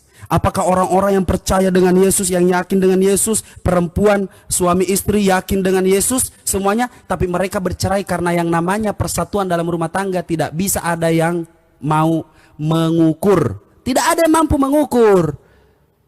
Ketika sudah tidak cocok, ya sudah, cerai. Tapi apa? Tidak diterima karena apa yang disatukan oleh Tuhan tidak boleh dipisahkan oleh manusia. Jadi semua Kristen-Kristen, lu nih semua Kristen-Kristen Kristen, kalau kalian udah cerai, udah nggak usah ngarep sama Yesus, nggak usah ngarep, selesai, gone. Udah dikatakan sesuatu yang disatukan oleh Tuhan tidak dapat dipisahkan oleh manusia. Kalian cerai, Kristen, udah lu mau ke gereja tiap minggu apa segala, nggak ada guna, lu nggak diselamatkan lagi, kan begitu katanya. Tapi yang diselamatkan itu yang mana? Pencuri, pembohong, terus semuanya apa, pemerkosa atau apapun itu diselamatkan. Tapi kalau yang cerai enggak. Oke, lanjut, thank you, silakan dijawab. Baik ya, mantap ini udah mulai yang arah yang lebih bagus lagi. Kita langsung pembuktian yang nyata, teman-teman semua, ya, terkait dengan hal-hal yang namanya boleh berzina, boleh mencuri. Kalau saya jawab orang Kristen itu Tuhan Yesus adalah hakim yang adil. Tuhan Yesus itu datang untuk orang berdosa, teman-teman semua. Dan dia yang akan menghakimi dunia ini. Jadi kalau kita percaya kepadanya, kita tidak akan binasa. Kalau yang nggak percaya seperti ini, langsung selesai. Ya, makanya kalau kita baca tadi ya, bahwa Islam itu mengajarkan sekalipun dia berzina, dia mencuri, dia melakukan apapun, yang penting jangan menyekutukan Allah.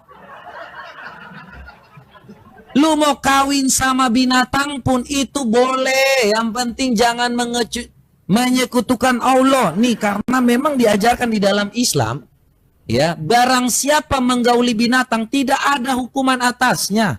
Lu bayangin aja ini. Ya, kalau di Imamat 18 ayat 23 kita lihat nih, teman-teman. Inilah perbedaan.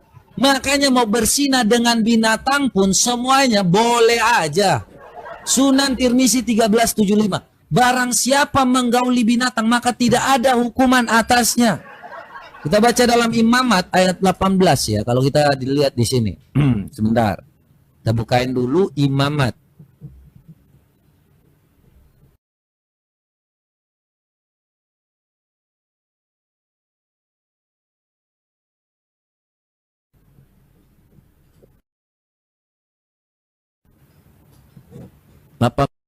Ayat 23. Ini perbedaan yang nyata, ajaran yang palsu ya dengan ajaran yang benar. Janganlah engkau berkelamin dengan binatang apapun sehingga engkau menjadi najis dengan binatang itu, ya. Perempuan janganlah perempuan berdiri di depan seekor binatang untuk berkelamin, karena itu suatu perbuatan keji. Tetapi di dalam keislaman, barang siapa menggauli binatang, maka tidak ada hukuman atasnya.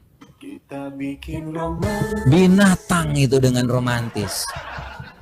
Ya, makanya kalau kita lihat, teman-teman, inilah ajaran yang benar-benar nyata. Semua lu boleh lakukan, semua ini lu boleh lakukan, lu boleh lakukan yang namanya dosa, lu boleh lakukan yang namanya apapun itu. Yang penting lu udah masuk ke dalam agama Islam, lu nggak boleh keluar. Yang penting tidak menyekutukan Allah. Ini ya teman-teman semua. Ya, barang siapa tidak menyekutukan Allah, ya semua, ya. Makanya ini siapa yang mau membuat yang namanya perkawinan dengan binatang, boleh juga. Yang penting bebas. Itulah perbedaan yang nyata antara ajaran palsu dengan ajaran yang benar. Di dalam kekristenan, kami itu untuk masuk di dalam Kristen, itu lu harus belajar. Minimal katekisasi, minimal pemuritan, 6 bulan. Gak asal tiba-tiba lu mengatakan bahwa Tuhan Yesus adalah Tuhan dan Juru Selamat. Tidak seperti itu, teman-teman. Makanya orang Kristen itu selalu berkualitas dalam iman agamanya. Kita nggak bisa masuk dengan yang namanya enak-enak saja. Berbeda dengan Islam. Ya, Anda buat dosa itu nggak perlu belajar. Anda cukup mengatakan asyhadu Allah. Selanjutnya kalau 2 kalimat syahadat, selesai. Jadi Islam tidak perlu lagi belajar lagi. Anda bisa lihat sendiri. Di mana orang Islam itu mengerti bahasa Arab? Nggak ada yang ngerti 99%. Nggak ada yang paham dengan yang namanya agamanya, ya. Yang dibaca, dimengerti. Hanya waqalu ya ayyuhalladzi nuzila alaihi dzikru innaka lamajnun. Artinya apa? Tidak tahu. Makanya itu berbeda dengan orang Kristen. Kalau kita ngajarin untuk jadi benar, untuk supaya jangan buat dosa, giliran masuk Islam, lu nggak perlu kenal Islam, udah. Lu nggak perlu lagi mengenal yang lain. Lu buat dosa pun nggak apa-apa, yang penting lu masuk Islam. Itulah jebakan setan. Untuk supaya kita mengenal ajaran yang benar, ajaran yang nyata, ajaran yang palsu, dan ajaran yang dari kebenaran. Itu yang kalian harus lihat. Bukan yang namanya tiba-tiba, udah ngucapin 2 kalimat syahadat, udah belajar. Tidak perlu, yang penting ucap aja. Itulah perbedaan antara... Lanjutkan. Saya kira ini terakhir ya.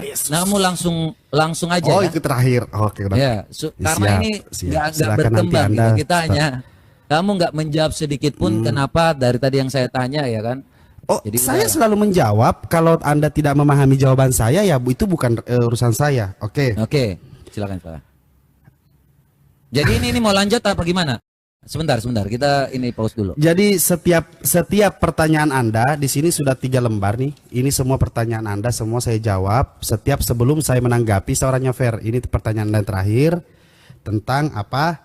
Lalu Anda mengatakan Islam cuman masuk ke dalam ini dengan asyhadu apa segala macam. Oke, saya jelas. Gini aja, contoh aja begini. Sebut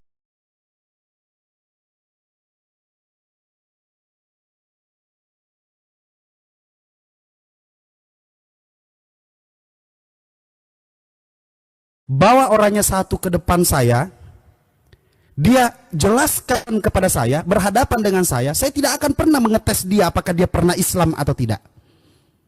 Kalau dia mengatakan dia murtad karena dia sudah Islam, dia paham Islam, lalu dia mengatakan mendapatkan kebenaran di dalam Bible,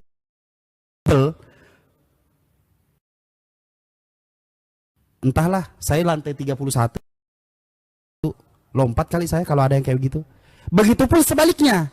Kalau sebaliknya, kalau ada yang pernah mengatakan bahwa saya masuk Islam karena mimpi ketemu dengan Tuhan, tuh, karena mimpi ketemu dengan Tuhan, saya masuk Islam. Asyhadu alla ilaha illallah bla bla bla bla bla.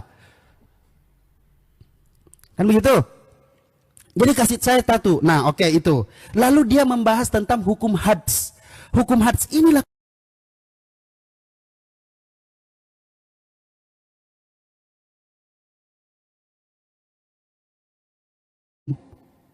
iya tahu, saya tahu itu. Banyak saudara Islam saya nggak ngerti, saya kasih pengertian. Di dalam ajaran Islam ada namanya hukum hads. Hukum hads itu adalah bagaimana orang ditimpahkan hukuman ketika dia melakukan hal-hal yang memang berhak untuk dihukum. Tetapi pertanyaan saya, ketika ada manusia yang menggauli binatang, pertanyaannya ini, manusia ini waras atau tidak? Nah, manusia ini bukan dihukum tapi diobati, dikasih tahu, wahai manusia, hei Roberto, kamu menggauli binatang, sehat bung, sehat.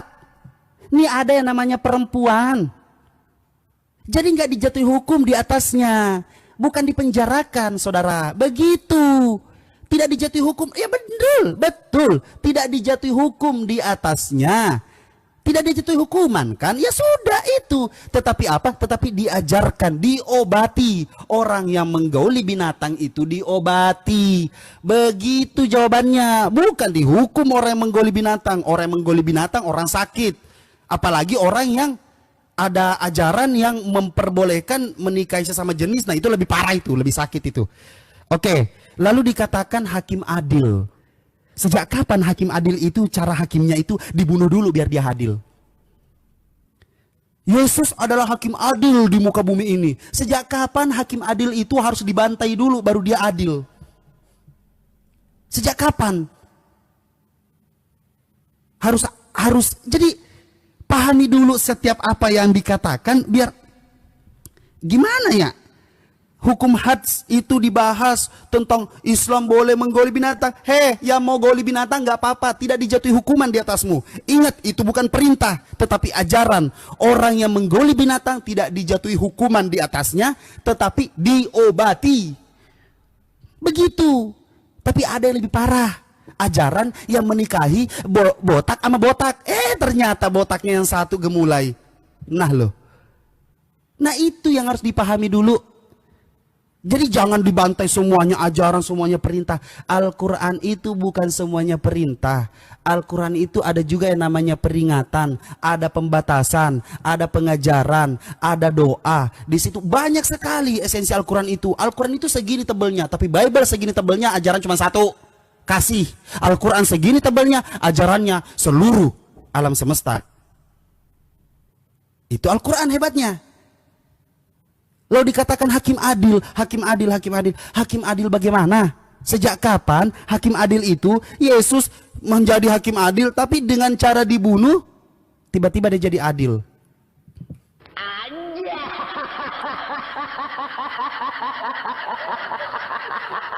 Ya sebenarnya karena intonasi saya aja sih yang agak-agak keras kelihatan. Padahal mah sederhana aja pertanyaan saya. Dengan cara dibunuh menjadi adil. Nah, begitulah yang namanya hukum had, saya sudah jelaskan. Semoga Anda paham. Terima kasih. Lanjut. Oh, berarti ini kita lanjut lagi ya. Enggak ini dulu ya. Ya udahlah, kita lanjut aja lagi. Kita gas.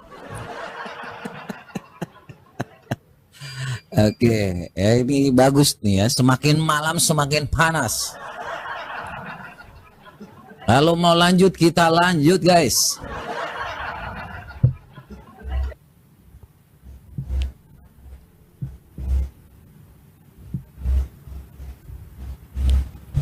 Ya, jadi dari tadi saya tuh sebenarnya kalau ngomong segala sesuatu tuh dengan data ya.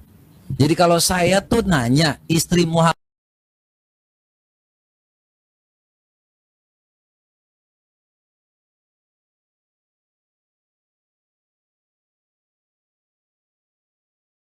Islam ini diajarkan untuk batas menikahi poligami itu sampai 4.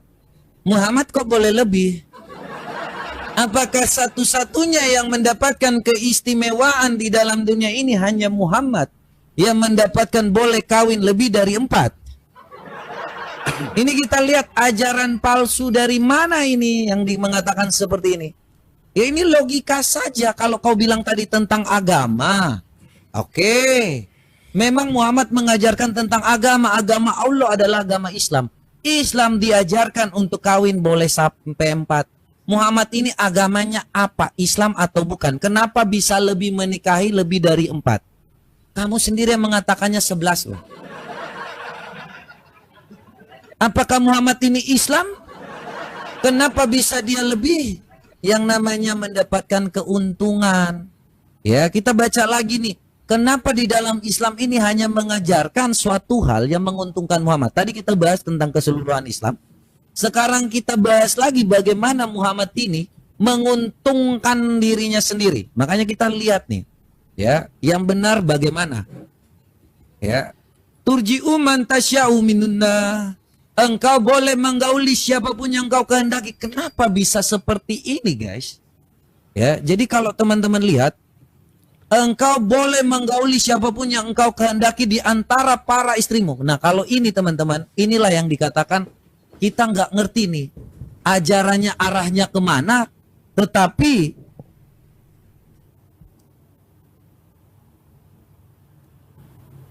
Khawlah binti Hakim, ya ini kita lihat kalau di dalam Islam ini mengajarkan hal seperti ini ya. Ini turji'u man tasya'u minuna. Teman-teman bisa tahu ya dari sini ya. Turji'u man tasya'u minuna. Ini engkau boleh menggauli siapapun. Kalau di sini ditambahkan istri, ya. Para istrimu. Nah, sedangkan Khawlah binti Hakim adalah seorang yang ini ya, Sahih Bukhari 4721. Ayat ini yang tadi turun sebentar. Khawlah binti Hakim adalah seorang yang termasuk salah seorang wanita yang menggibahkan dirinya kepada Nabi Shallallahu Alaihi Wasallam. Maka Aisyah pun berkata, tidaklah seorang wanita itu merasa malu saat ia menggibahkan dirinya kepada seorang laki-laki. Ya, ketika turun ayat ini, turji'u man tasya'u minuna. Rasulullah berkata, Aisyah pun berkata setelah turun ayat ini, tidaklah aku berkata, tidaklah aku melihat Rabbmu kecuali ia mempercepat hasrat Anda. Jadi turun ayat turji uman tasyau minuna ini gara-gara ada seorang yang mengibahkan dirinya kepada Muhammad. Yang mengibahkan, hibah ini bukan perkawinan. Makanya aku tanya, ini termasuk yang namanya hibah ini termasuk ajaran Islam dalam perkawinan atau gimana? Turji uman tasyau minuna ini.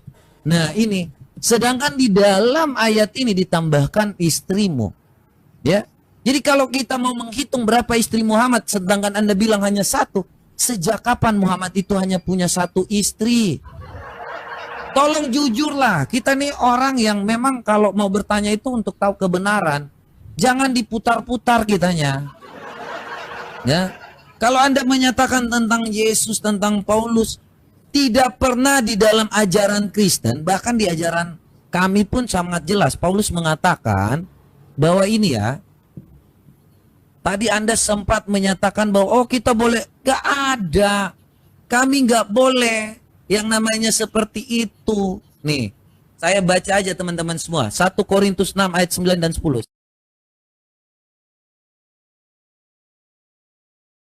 Sangat jelas di sini. Ya. Ini Paulus yang katakan, kenapa mereka membenci Paulus? Sekali lagi, karena mereka tahu Paulus itu mengatakan kebenaran. Atau tidak tahukah kamu bahwa orang-orang yang tidak adil tidak akan mendapatkan bagian dalam kerajaan Allah? Jangan sesat, yang tukang cabul, sembah berhala, berzina, banci, orang pemburit, pencuri, orang kikir, pemabuk, pemfitnah, penipu, pencuri, ya, tidak akan mendapatkan bagian dalam kerajaan Allah. Nih, gak boleh banci, gak boleh pemburit, gak boleh tukang zina. Beda dengan ajaranmu yang tadi. Sekalipun kau berbuat zina maupun pencuri, boleh masuk surga. Ini kita bahas di sini, ngerti gak sih? Siap. Aduh. Hanya penekanan-penekanan intonasi aja yang merasa mungkin diri keras, tapi ya cuman karena tidak mungkin ya gitulah. Kalau pelupuk mata ada gajah tapi semut di depan sana kelihatan. Gini, jangan terlalu kencang suara kalau tidak paham apa arti menghitbah. Jangan terlalu kencang suara, apa arti bagaimana ayat itu turun ketika Rasulullah itu ayat Al-Quran turun, nikahilah wanita yang kamu sukai 2, 3 atau 4, apabila kamu tidak mampu berlaku adil maka nikahilah satu saja. Di situ ada pembahasannya, banyak pembahasannya. Bagaimana di situ yang namanya hukum-hukum tentang, di situ bukan hitungan 2, 3 atau 4, bukan. Tapi bagaimana bisa berlaku adil, maka nikahilah satu saja. Solusinya itu satu. Dan pembatasannya itu 4. Nah, waktu ajaran Yesus tidak ada pembatasan itu. Kakek moyangnya Salomo 700 istri. Bahkan memiliki gundik. Gundik loh. Di Selebeo. Tetapi alhamdulillah Rasulullah, istri-istrinya di situ disebutkan artinya apa? Ini sah. Ini istri. Lalu ada seorang wanita lalu dihitbah. Tahu nggak artinya hitbah apa? Menghitbah itu adalah meminang, saudara. Menghitbah itu adalah meminang. Ya, menghitbah itu adalah meminang. Begitu itu artinya meminang. Iya, mengikhbahkan, betul. Meminang, itu artinya meminang. Artinya kan mau dinikahi lagi, selesai gitu loh.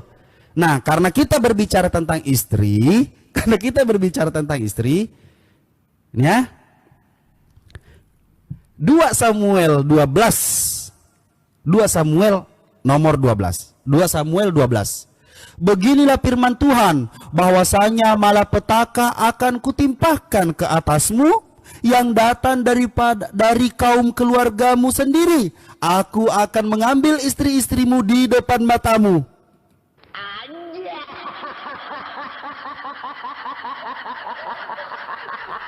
Dan memberikannya kepada orang lain. Orang itu akan tidur dengan istri-istrimu di siang hari.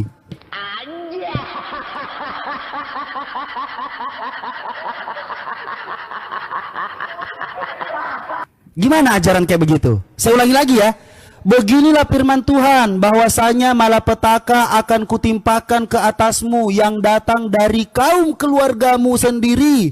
Aku akan mengambil istri-istrimu di depan matamu dan memberikannya kepada orang lain. Orang itu akan tidur dengan istri-istrimu di siang hari.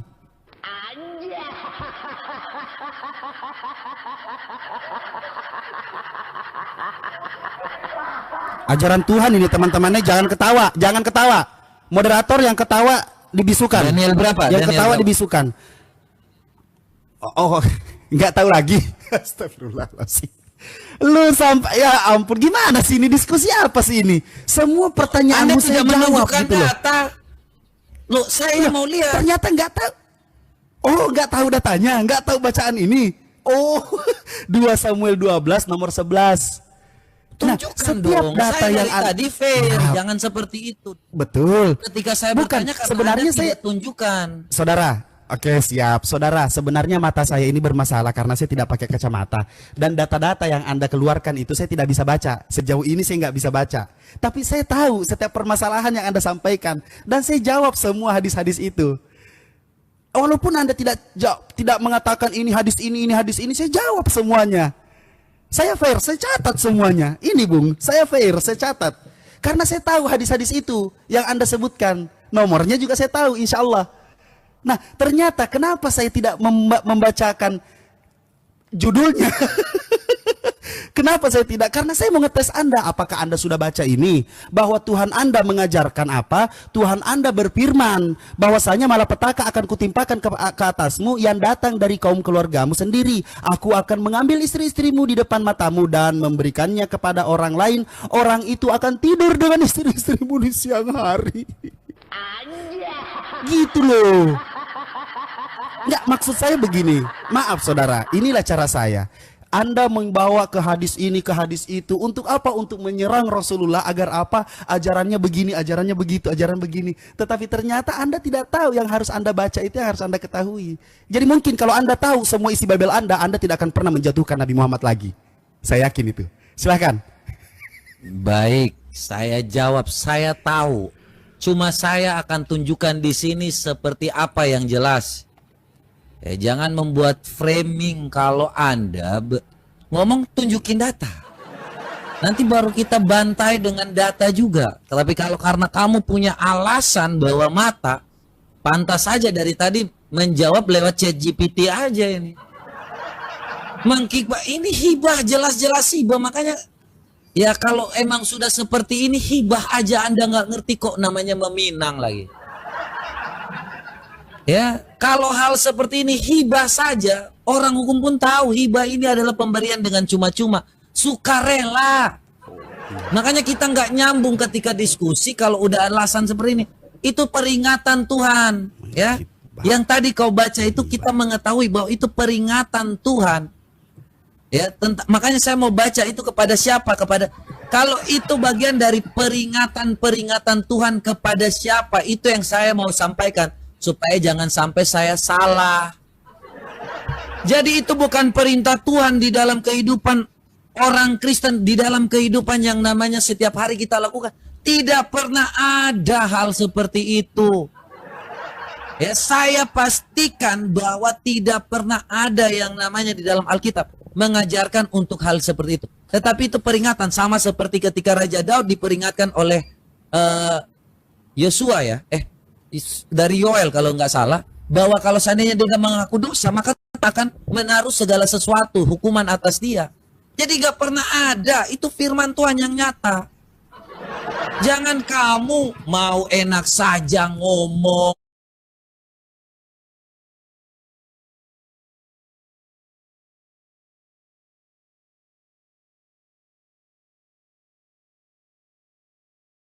Makanya dari tadi ku mau jelaskan, ini hibah, ini hibah.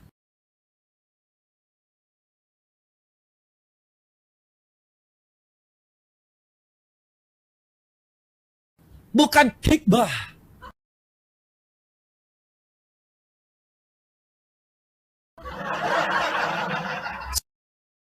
Saya tunjukin data supaya ya Kita buka data nih ya.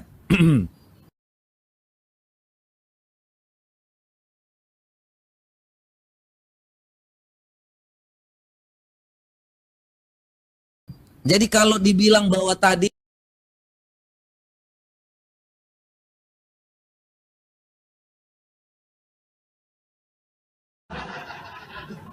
ya,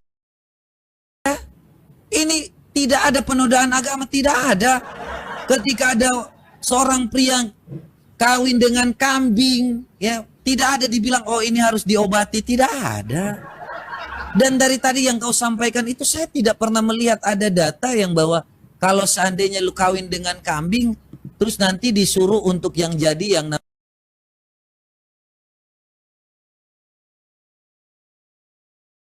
namanya diobati.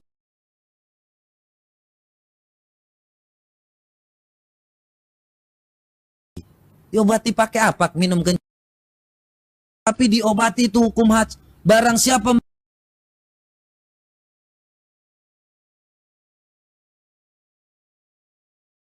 menggauli, mana tidak ada yang lanjutan diobati rahasia. Jadi kalau saya ini baca segala sesuatu itu data. Ya, kalau kau memang pakai data, mana datanya? Ya, ini yang saya nggak ngerti ya cara berpikir kalian ini kalau disampaikan kebenaran. Yang penting saya sudah menyampaikan segala sesuatu itu bukan hanya karena dengan kencang-kencang, tetapi dengan kenyataan bahwa apa yang diajarkan di dalam kekristenan itu berbeda dengan ajaran yang ada di dalam yang namanya keislaman. Kita selalu berbeda dan kami orang Kristen selalu konsisten bahwa itu adalah perbedaan. Makanya kita buktikan dari yang namanya tujuan surga. Kalian surga kawin-kawin. Kami dengan surga yang tidak ada kawin-mawin. Itu namanya ajaran. Siapa yang palsu, siapa yang benar. Kalian ajarannya Muhammad mengajarkan keislaman dengan mendapatkan harta, tahta, dan wanita. Di dalam kekristenan kami tidak pernah mendapatkan yang namanya harta, tahta, dan wanita. Bahkan Rasul Paulus, para rasul pun tidak pernah mengajarkan kekristenan untuk mendapatkan yang namanya harta, tahta, dan wanita. Berbeda dengan nabimu, kalau kita buka dalam surat Al-Fat di situ, jelas harta rampasan itu dibagi kepada beliau berapa persen. Ya kalau ini saya mau buka data, buka aja data, tapi kamu bilang bahwa tidak bisa baca. Ya udahlah, kita mau ngomong pakai data tetapi nggak dibaca, ya asalnya jawab aja hibah dibilang kikbah. Nanti kita buka lagi data bahwa Muhammad mendapatkan harta rampasan 20%. Udahlah ya. Saya kira ini silakan aja mau jawabnya seperti apa. Kok pasrah? Oke, saya jawab, saya tetap Kau jawab. mau jawab Tetapi, hibah oke. aja kau nggak tahu kikbah. Alasannya kacamata. Lah, mending kita sudahi saja di sini kan. Hibah itu aja kau nggak ngerti. Udah mau sudahin. Tinggal saya mengatakan, tenang Ya, aja. ya udah, Saya silakan, orangnya silakan. paling fair. Saya orang yang paling fair. Ya, ya. Oke. Tadi saya kurang mendengarkan dan kurang membaca, kurang awas matanya. Tetapi di situ dikatakan Rasulullah itu tidak pernah menggauli bukan istrinya. Karena Rasulullah sudah diajarkan. Yang pasti itu adalah bagaimana cerita Rasulullah SAW pada saat itu Bunda Aisyah itu cemburu. Bunda Aisyah itu mempertanyakan. Lalu turunlah ayat Al-Quran menjelaskan tentang hak-hak Rasulullah SAW. Begitu. Intinya adalah semua itu adalah istrinya Rasulullah. Istri sah. Gitu. Tidak ada yang namanya gundik atau budak. Lalu dikatakan apa? Tadi, setiap apapun itu pasti saya jawab. Kencing onta. Nah, kencing onta. Kita jawab semuanya. Kencing onta tadi. Secara medis, belum ada bukti kuat yang mendukung klaim manfaat kesehatan dari kencing onta. Meskipun ada beberapa penelitian yang menunjukkan potensi aktivitas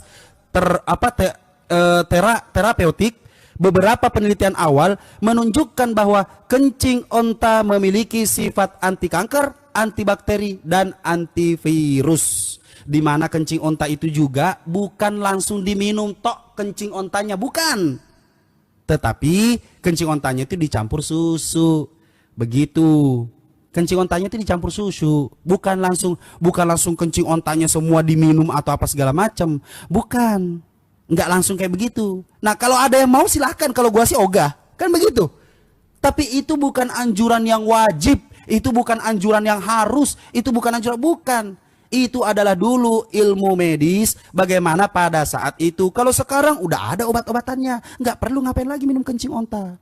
Beda dengan ajaran ketika dikatakan begini. Oke, Yehezkiel 4 nomor 15. Tahu ayatnya? Nah, udah saya baca. Lalu ia berfirman kepadaku. Dia berfirman lagi nih. Tadi nggak dijawab tuh. Tuhan berfirman nih seperti apa nih? 2 Samuel. Nggak dijelasin tuh. Istri-istrinya dikasih apa? Istrinya dikasih, habis itu disikat siang hari. Ya kan? Tidak ada. Nah, sekarang saya jelaskan lagi nih yang baru nih. Tuhan berfirman, lalu ia berfirman kepadaku, baiklah aku akan memberikan kepadamu tahi lembu sebagai ganti tahi manusia. Engkau boleh membuat rotimu di atas. Ini ngapain sih Tuhan, tahi aja diurusin? Apa sih gitu loh. Nah, kembali kepada apa? Ini ajarannya ajaran apa gitu loh. Tapi kenyataannya umat manusia di zaman sekarang, umatnya Rasulullah Sallallahu Alaihi Wasallam, alhamdulillah tidak ada istrinya yang sampai 11. Bahkan yang saya kenal dan yang saya tahu rata-rata cuma sampai 3. Bahkan yang saya tahu, yang saya kenal tidak bertahan lama. Dan bahkan alhamdulillah yang bertahan lama itu yang saya kenal itu cuma 3. Cuma 3. Ada, tapi nggak ada umat Rasulullah. Nah, kenapa Nabi Muhammad itu 11? Al-Ahzab ayat 50 yang tadi saya bilang. Nabi Muhammad bukanlah seorang bapak di antara kalian dan bukan juga seorang ayah bagi kalian. Maka jangan pernah mempertanyakan seperti apa Nabi Muhammad. Karena setiap apa yang dia lakukan dan setiap apa yang diucapkan itu dari kehendak Allah Subhanahu wa ta'ala. Dah, selesai. Sesimpel itu. Nah, tetapi coba ini Tuhan ngurusin tai di Yehezkiel 4:15. Nah, mungkin kalau Anda mau jawab sekalian closing statement, saya juga terakhir ini saya langsung closing statement dan juga firman ini bahwasanya malapetaka, lalu istri-istrinya diambil di depan mata, lalu dikasih ke laki-laki lain. Nah, ini ajaran-ajaran ini nih yang harus kita, ajarannya bukan manusianya, apa yang dia ajarkan dan manfaatnya sampai detik ini. Tetapi alhamdulillah Islam mengajarkan bahwa adanya minoritas Kristen di sini tetapi tidak pernah habis dan tidak pernah diusahakan untuk dihabiskan di Indonesia ini. Ketika berbicara tentang Kristen begini-begini tadi disinggung sedikit, itu adalah oknum yang tidak bisa mempertanggungjawabkan atau yang mampu mempertanggungjawabkan apa yang mereka lakukan. Maka itulah Islam. Jangan dilihat bagaimana manusianya. Yang kita lihat sekarang ini, detik ini, Islam tidak bisa dilihat seperti apa dari manusianya, tetapi Islam dilihat dari ajarannya. Ajaran kawin mawin, alhamdulillah Islam mengajarkan, tetapi Islam tidak pernah mengajarkan yang namanya kawin mawin itu menjijikkan. Kapan kawin mawin itu menjijikkan? Pada saat adanya Tuhan yang menjadi manusia, lalu Tuhan ini tidak pernah kawin, makanya dikatakan jijik. Tapi umat-umatnya semuanya pada doyan kawin. Lanjut, mantap. Silakan closing statement, lalu saya atau apapun itu terserah. Bagaimana aturan Anda? Ya, lanjut lagi dengan closing statement ya. Apa gimana? Kalau siapa yang buka, silakan. yang tutup. Anda silakan. Anda closing statement silakan. Kalau saya sudah selesai, tidak ada lagi closing statement. Saya sudah closing statement juga. Silakan. Oh, itu udah langsung ya. Berarti ini saya langsung ya.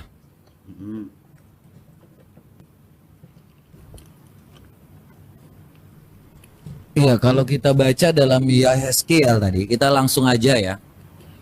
Ini juga kita bagaimana tentang simbol ya, kotoran manusia itu diganti dengan kotoran hewan ya kan. Itu menggunakan kotoran lembu sebagai pengganti. Jadi itu tuh bahasa-bahasa simbol. Memang apa kalau yang dibicarakan, kenapa umat Islam ini membaca saja dengan Alkitab itu tidak mengerti tentang simbol-simbol itu ya memang sulit. Karena Islam sendiri pun kalau baca Al-Qur'annya itu juga nggak ngerti apa-apa. Ya, sejak kapan umat Islam itu membaca dan mengerti Al-Qur'an itu? Jadi apalagi mau membaca kitab kami, ya. Itu tentang konteks seperti seorang Yehezkiel yang sebagai seorang nabi utusan Allah, ya, kemudian dia mendapatkan yang namanya ketidaktaatan, maka Tuhan memberikan suatu hal sebagai pengganti. Ya. Dan itulah yang pesan menjadi simbolik untuk bangsa Israel supaya jangan sampai tercemar atau terasingkan ya seperti yang dikatakan kotoran tadi. Baik ya, saya kira itu kalau teman-teman semua sudah bisa menilai dan apa yang kita sampaikan di sini itu merupakan data-data yang ada dan perbandingan ajaran mana yang asli, ajaran mana yang berasal dari Tuhan yang benar, ajaran mana yang berasal dari sumber yang benar dari Tuhan yang benar. Karena ini judulnya ajaran palsu, teman-teman semua. Kita sebagai seorang Kristen takut akan Tuhan adalah permulaan pengetahuan, tetapi orang bodoh menghina hikmat dan didikan. Kita menyampaikan segala sesuatu dengan kebenaran. Ya, kita orang Kristen membaca segala sesuatu, mengerti dan memahami apa yang kita baca. Bukan kita membaca kemudian kita nggak tahu. Percuma kita sekolah tapi kita nggak tahu tujuan sekolah. Percuma kita membaca kalau kita nggak ngerti artinya. Ya, saya di sini hanya mau supaya teman-teman semua cerdas, mengerti dan memahami apa yang kita inginkan. Orang Kristen tidak pernah yang namanya kita sampaikan kebenaran, terus menginginkan suatu hal yang menguntungkan diri kita. Tidak pernah. Ya, apapun yang kami sampaikan tujuannya karena itulah kasih yang nyata. Kasihilah Tuhan Allahmu dengan segenap hatimu, dengan segenap jiwamu, dengan segenap akal budimu. Ya, kasihilah sesama manusia sama seperti dirimu mengasihi dirimu sendiri. Ya, kita sebagai kekristenan, kami menyampaikan segala sesuatu karena kami mengasihi teman-teman semua, manusia siapapun. Kita tidak pernah membenci siapapun. Tetapi dari buahnya lah kita melihat apa yang ada di dalam dunia ini. Apa yang kita sampaikan tujuannya supaya teman-teman bisa membaca dan mengerti, mengetahui maksud Tuhan dalam hidup kita. Kenapa Tuhan menciptakan manusia? Karena supaya manusia ini menjadi penguasa di bumi. Tetapi ketika manusia jatuh ke dalam dosa, manusia itu dilepaskan yang namanya segala sesuatu yang namanya kehendaknya untuk menguasai bumi. Ya, makanya di dalam dunia ini seperti yang dikatakan, ya. Ini kita buka ya dalam Efesus 4 ayat 12 ya. Efesus 6 ayat 12. Ya. Kalau seandainya ada iblis yang memang menggunakan manusia di dalam kehidupan ini untuk mencari yang namanya kesalahan orang Kristen dan kemudian membolak-balikan fakta, tetapi orang Kristen tahu bahwa perjuangan kita sebagai orang Kristen ya bukan melawan yang namanya darah dan daging. Karena perjuangan kita bukanlah melawan darah dan daging, tetapi melawan pemerintah-pemerintah, melawan penguasa-penguasa, melawan penghulu-penghulu dunia yang gelap ini, melawan roh-roh jahat di udara. Sebab itu, ambillah seluruh perlengkapan senjata Allah supaya kamu dapat mengadakan perlawanan pada hari yang jahat itu dan tetap berdiri sesudah kamu menyelesaikan segala sesuatu. Jadi iblis itu bisa memakai siapapun, bisa menggunakan siapapun untuk mengatakan dusta. Karena iblis adalah bapa dari segala pendusta. Makanya teman-teman semua saya ingatkan ya, kalau seandainya ada iblis yang memanfaatkan manusia, karena memang itu adalah iblis. Dia hanya mengajarkan segala yang namanya dusta.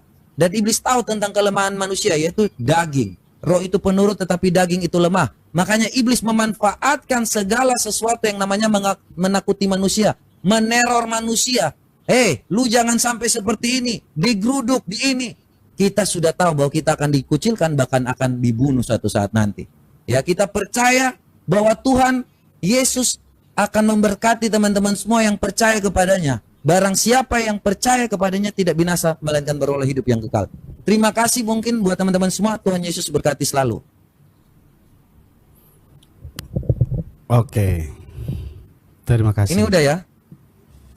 Thank you ya. Siap. Nanti kita ketemu lagi di lain kesempatan. Yuk.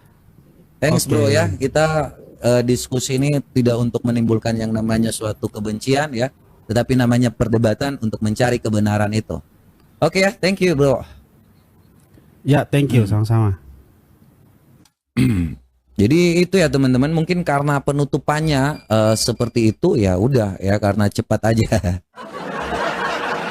Ya teman-teman semua yang udah selalu support, thank you buat Kak Melisa juga yang udah memberi itu.